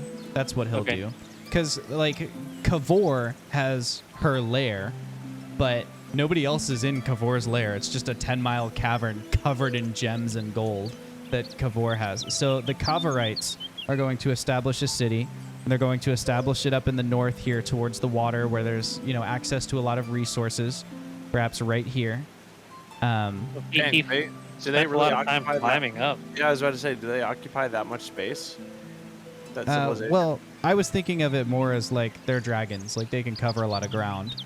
So, like, sure. they They're might just pass thin. through a lot of space here without... Gotcha. If that's too far, I'll bring it in. Well, I mean, it makes sense that they. I mean, I will say it makes If sense. it happens that at the dragons end of that the they can do century, that. like, definitely, it's like what? Like a 30 miles going... Yeah. I'm saying they could do it. I'm also just saying that it might create interesting consequences that their 2 major sites in their civilization are so far apart. Yeah. Like if they're ever in a military conflict. That's all I'm saying. They'll use this river delta because that's also resource-rich area, and they've got sort of the river to help protect them on one side and whatnot. So this is where they'll establish their city. What is the city called? I'm just about to find out. Booyah Bay. No, that's the Ninja Turtle city. Why didn't we make a race of Ninja Turtles? We should have done that. Hey, we got time. Someone else can get in there. There's a third age. I've still got 4. Turtle I got monk. 4 points left. I might be able to do it. An order of turtle monks. Create subrace. Their city's name is Fladena. Fladena. Ladena. Okay. And we'll put that on the map here. Ladena. And then I've got 4 points left to burn. What can one do with 4 points?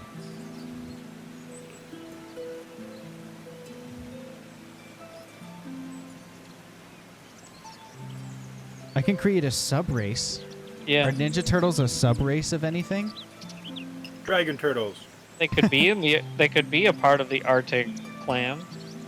Interesting. Turtles don't live in the Arctic. They're Yeah, cold They that's could be fair. Arctic turtles, all right? No, they don't This exist. is a world of fantasy. No, I'm gonna spend Maybe- my the 4 merfolk. point. I was just gonna say I'm gonna spend my 4 points commanding the merfolk. I'm going to command the merfolk to spread throughout the sea and just continue their exploration. So if you remember, for the past 100 years, they've been Yeah. moving in this direction. So I'm going to also send them up, like further up the coast here, to see what's up here. And this, I'm assuming, will have the consequence over the course of 100 years where they discover this coastal sort of stone thing. Okay. What is that thing? It's literally it's like a red herring. It's, Oh. it's called Stonefield. It's full of obelisks that are, up to, it's like Stonehenge, but with no rhyme or reason. And it stretches for a 30-mile span of grassland, and then it stops. And that's Okay. it. There's nothing magical about it. It's just this cool, like, labyrinthine Mystical. thing. Yeah. I mean, I guess monks might like it. It might be a good place for meditation or something. Yeah. But otherwise, that's all there is to it. Essentially, the god of chaos was like, I'm gonna make a thing and mess with people, and they're gonna think Yeah. that it's Yeah. like, Everyone's magical, gonna but think it's not. cool. I'm gonna place fossils underground. And that's me out of points. It never existed, but is that your turn then? Yeah, that's me out of points. Very nice. I have 11 points. So. 10 points for a catastrophe. I'll be right back. Thank you. What would it take to spawn portals? Is that an event? That's what I used. Okay. Yeah.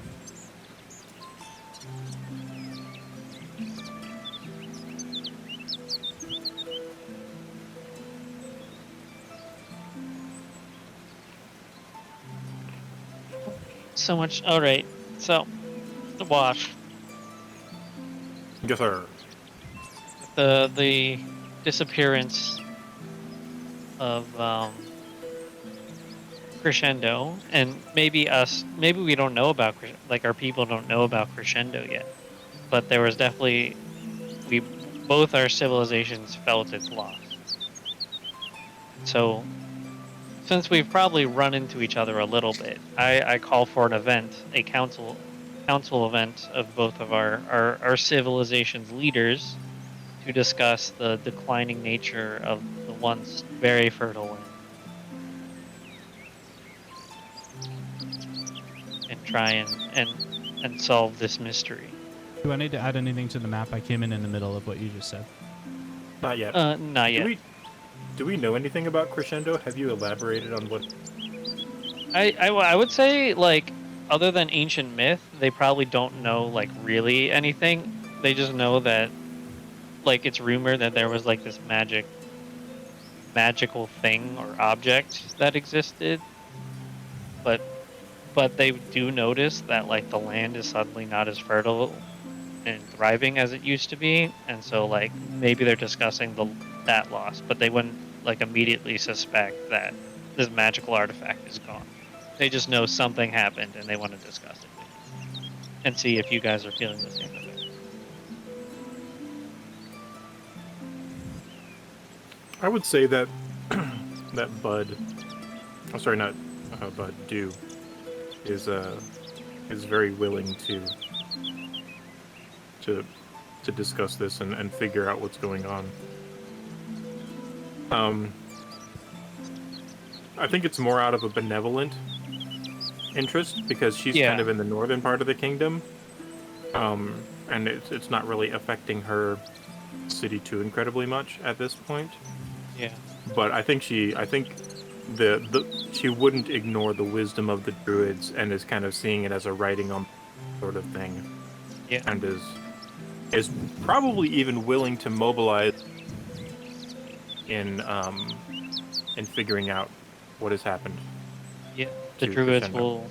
will also put forth not an army since they don't have a formal army, but put forth, the volunteers who want to bring back the fertility of said land. So there has now been established a treaty Yes. and a joint effort to search for Crescendo and to resolve the waning of their bountiful land. Yes. Nice. Very productive. Although they don't necessarily know they're looking for Crescendo, they're just trying to investigate Right. the. Yeah. Well, so you say that, Maybe. I don't know. but Like, we're your talking about forest, this. yeah, the forest has been growing towards Crescendo, Yeah. and it has stopped, and where it has stopped seems to be the source of the waning. Yeah. Maybe a visit to Interesting. Gomteo would help. Yeah, well, not gonna. What'd you do with our stuff, man? Oh, the Eos library is named Gomteo. Oh, Not to Gomteus, who is me. So I can't be used. visited unless you're like ready to die. So I used 7 of my 11 points for that event. So I have 4 points left.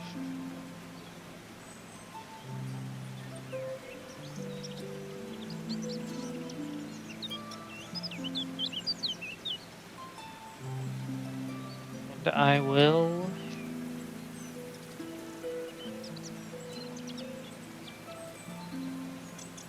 you could advance city. Yeah. I have 2 cities I could advance. And I think I'll advance my forest city, and the city will expand to more of the forest. Which way? Like, are they going to keep going west, or are you going to expand in a different direction? Yeah, towards westward. But the city's on the harbor right now. Oh, I see what you're saying. Yeah. Sorry, I just did a stupid. Don't mind me. You're good. Okay. Easy So to do. the I do city- stupid all the time. Is expanding like this, basically. Yeah. It's growing. Yeah. More advanced tree houses and farther reaching. Cool. Sweet. That's all 11 of my points. Cool. Hey, Jacob, to tie a knot on this thing. Put Dang. a bow on it. Yeah. Well, while the points costs are this way, I think I'm going to do a little bit to, well, wait, actually, yeah. I want to advance my mole people civilization, the dirt.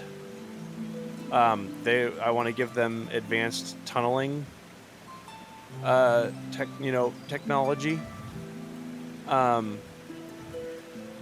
And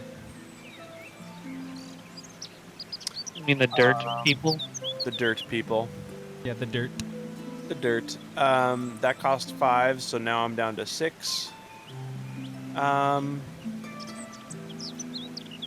So when you're like, Are who they a lives in those boring race? underground slums? It's like, oh, those are the dirt poor. I will command my avatar there, and I can't remember what I named him. To begin. Laredith? Laredith. No, wait. Laredith is my avatar lady, the Oh, inventor you're lady. right. You My named avatar Shrub. in the dirt is Shrub. Shrub will instruct the city to begin the tunneling project, to begin expanding the network of tunnels. So that cost 1 point, and then down to 5 points. Do we keep points crossing over into the third age or no? No.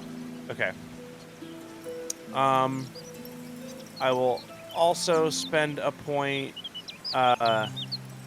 commanding my other avatar, Laredith, to what can avatar commands do?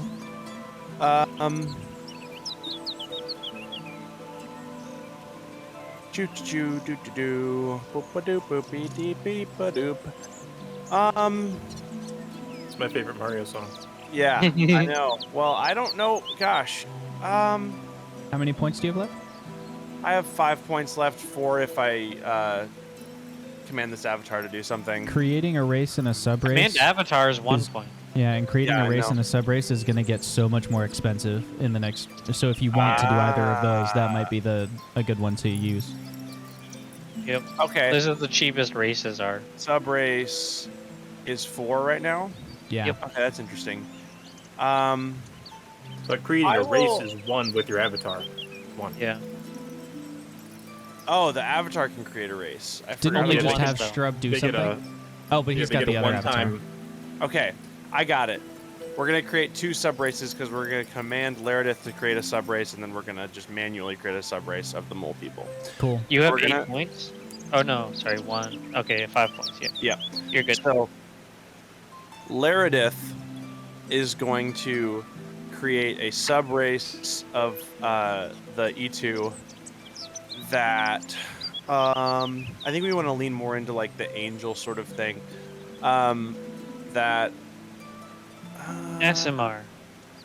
I know. I think that like could that be the beginning of Asimar? Like it's Absolutely. kind of like yeah, it's like an elevated version of Yeah. the people with wings. So yeah, we're gonna create Asimar basically. Great. And maybe the Asimar kind of spread to Me like too. the neighboring like peaks, not into the Umbral Sea, but like just the other parts of this mountain. Yeah, I'd like to think of like the E2 are kind of like the proto Azamar, like, so there we go. And then also we're going to go back to the mole people. Wait just a And- second. Oh, sorry. You're fine. I just want to make sure I'm keeping up with you here. Yep. And we're gonna create a sub race of the mole people. There are as the mole people keep expanding their tunnels, they start running into these rivers. They like are tunneling under these rivers, and they have a couple issues with rivers kind of flooding into their tunnels and stuff. And this sub race of dirt develops of beaver people I that love it. are in charge of damming up the rivers Nice. and like controlling water that way. So I don't know what to call the beaver people. Would you say you pretty much just leave it to them? Yes. Yeah. I took me a second. I don't know what to call the beaver people yet, but yeah, beaver folk is fine Dirt. for now. I'm sure I Dirt will. crime. Dirt what? They're the Right. mud. The muds. Honestly, that's kind of funny. I'll think about it some more, but yeah, beaver folk. There we go. That's my. That is everyone's last turn. And so the second age comes to a close. If you're still Dang. rocking with us, chat, and my Twitch viewer count tells me some of you are, thank you so much for spending this evening with us. I've had a lot of fun. I'm assuming you guys had fun. I'm just speaking for you. I had none fun. No, Oh, I'm just okay. kidding. I had Well, so much fun. Rip Jake. Yeah, you I didn't know. have any fun. The next time, if you want to come back for more world building, that'll be on Monday next week. We're going to do the third and final age of creating this world. Oh, wait! We can't be done yet. We've got one not? thing left to figure out. How has the name Ah. Rejdab evolved as the world has sort of grown onwards? Because language evolves and the way people say things changes. I say we And- all just add or remove a letter. Well, I was thinking about how words change over time, and usually it's out of laziness that language evolves. So I was trying to think, like when I say Rejdab out loud, how do I want to simplify it? Like if I'm in a hurry and I'm like, yeah, I was going to Rejdab, like it becomes like Rejab, like it almost gets slurred into a word for me. But I'm also interested in your guys' thoughts, especially I know Wash has potentially been thinking about this since the last one because we decided it last time. And so I want to make sure that we all get to contribute here. So what are your thoughts? I think Rajab is a really good one. And I think Rejda, I think, is another possibility too. Hmm. Or like even Rija or Raja is like a potential even like after the third age. But those are my thoughts. Reg, if we want to go super shorthand. My thought was that there's been a lot of enlightenment in this age. We've got the establishment of a library, of a market. We've got a lot of cultures booming. There is like the slurring of syllables and stuff like that. There can also be the addition of arbitrary prefixes and suffixes. Like to make it sound fancier. Yeah, since Also since different there's like just a bit of pronunciation. eloquence. Yeah. Also, things could be like just pronounced differently, just as the language evolves. Mm-hmm. What would okay? You're one of the Aos. You're feeling kind of preppy and like I'm the keeper of lore. How can you make the world more cool? Like what do you add to make it feel swankier?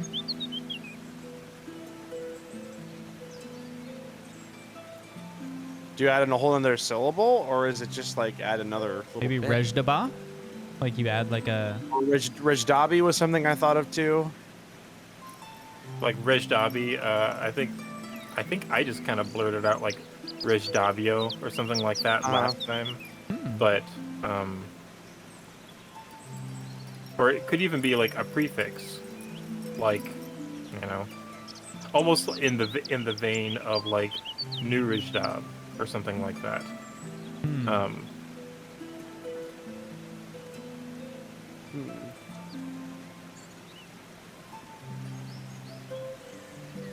I kind of like Rejdabi or Rejdabio.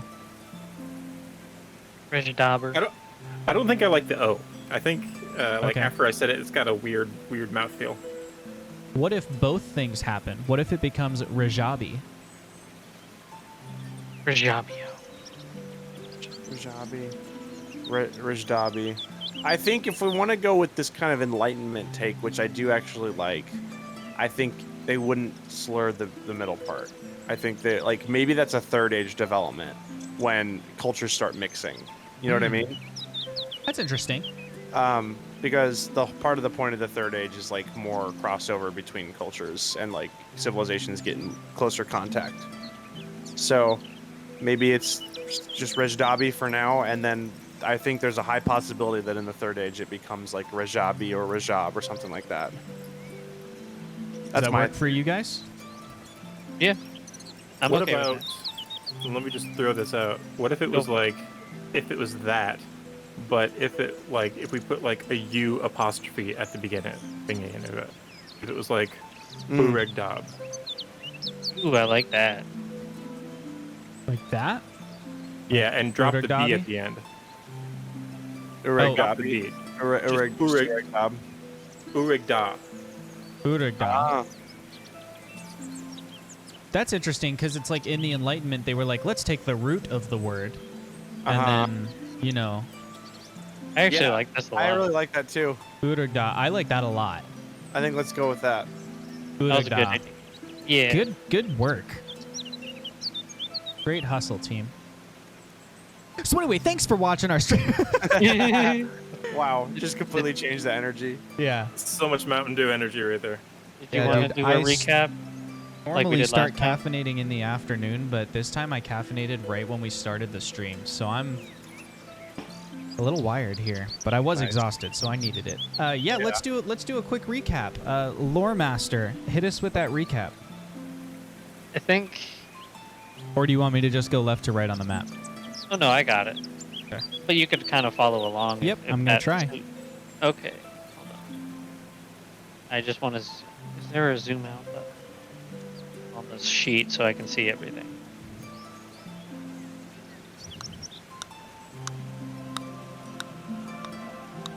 Okay.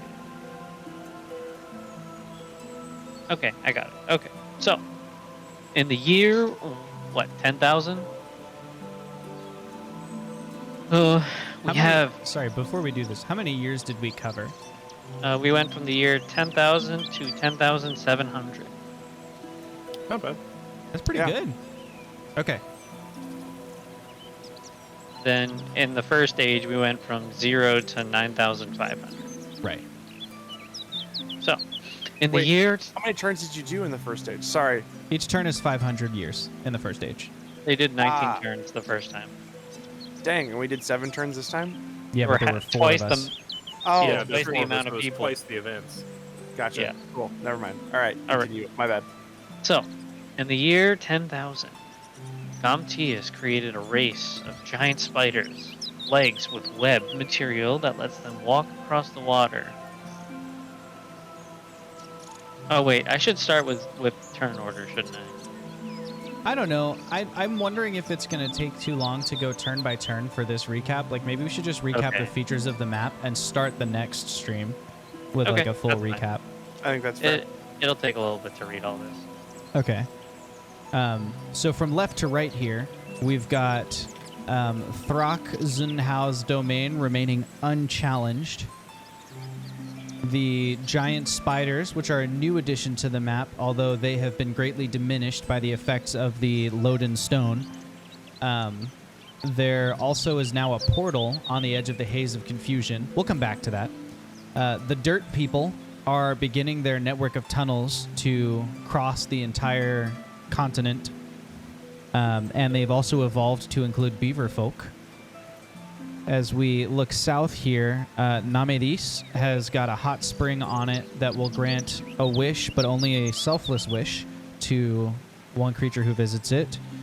The merfolk have established the city of Nautin, which includes the university, where they teach their magical prowess to the rest of the world, and they've begun to create art and sort of higher culture.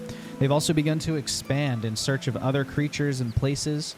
And that expansion has taken them near the continent of Ko, which was just created in the past 700 years or so, as the nature god just like came down and blew really, really hard on the continent, and it Yep. floated a little bit downwards. Huge windstorm.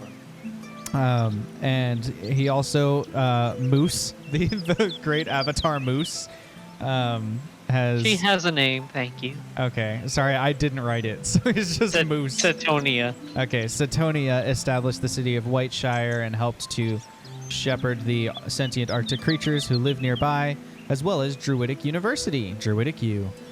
Yeah. Moving up to the Hemetetians, they have abandoned their home and dug deep, encountering the Drow, which has now stretched into, what, a 300-year war so far? Is that right? I think that's right. Yeah, that sounds about right. A several hundred-year 100. war. But they left 1 or behind 200. But they left behind a gift, the Scale of Stars, at the top of No Wood Tower. The Kavarites have also spent a lot of time growing and expanding. They've established several guilds or orders, including the Aos, the Keepers of Knowledge for all the land, and their private library, Gonteo, which floats above the world. They've also created a nice sort of collaborative relationship with the A2, the technologically advanced electric-wielding birdfolk, who are sort of on a mission to create trade routes everywhere. So their partnership with the cartographers is very mutually beneficial. The Dragon City. Oh, there's also the Dragon City of Fledena, and then the Goat Folk, which live up here in the north. The Centaurs, who are goat lower halves instead of horses. And then we've got lots happening with the Wheatlings over here. The ending state of things being that the northern Wheatlings, the holy city of Oat, or Hull Oats, as it's sometimes called in abbreviation, has a sort of perfect 30-mile diameter bubble of just sort of good climate around them, maintaining the breadbasket standard that the Wheatlings came to expect. The rest of it has sort of become normal again. The breadbasket-ness has gone away, and unfortunately, so has the potential to get it back with the theft of the Crescendo, that magical item that promotes the growth of nature.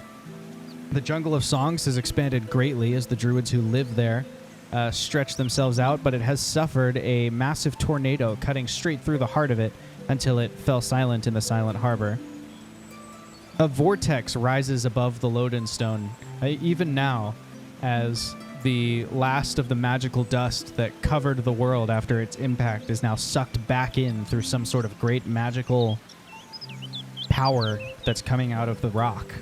And that concludes the current state of Urugda. Thanks There for you coming go. to my TED Talk. Formerly known as Rejdab. The continent formerly known as Rejdab. This has been a lot of fun, but I'm getting sleepy, and I got work in the morning. So from all of us here at Wing Badger Gaming, GG's and GN.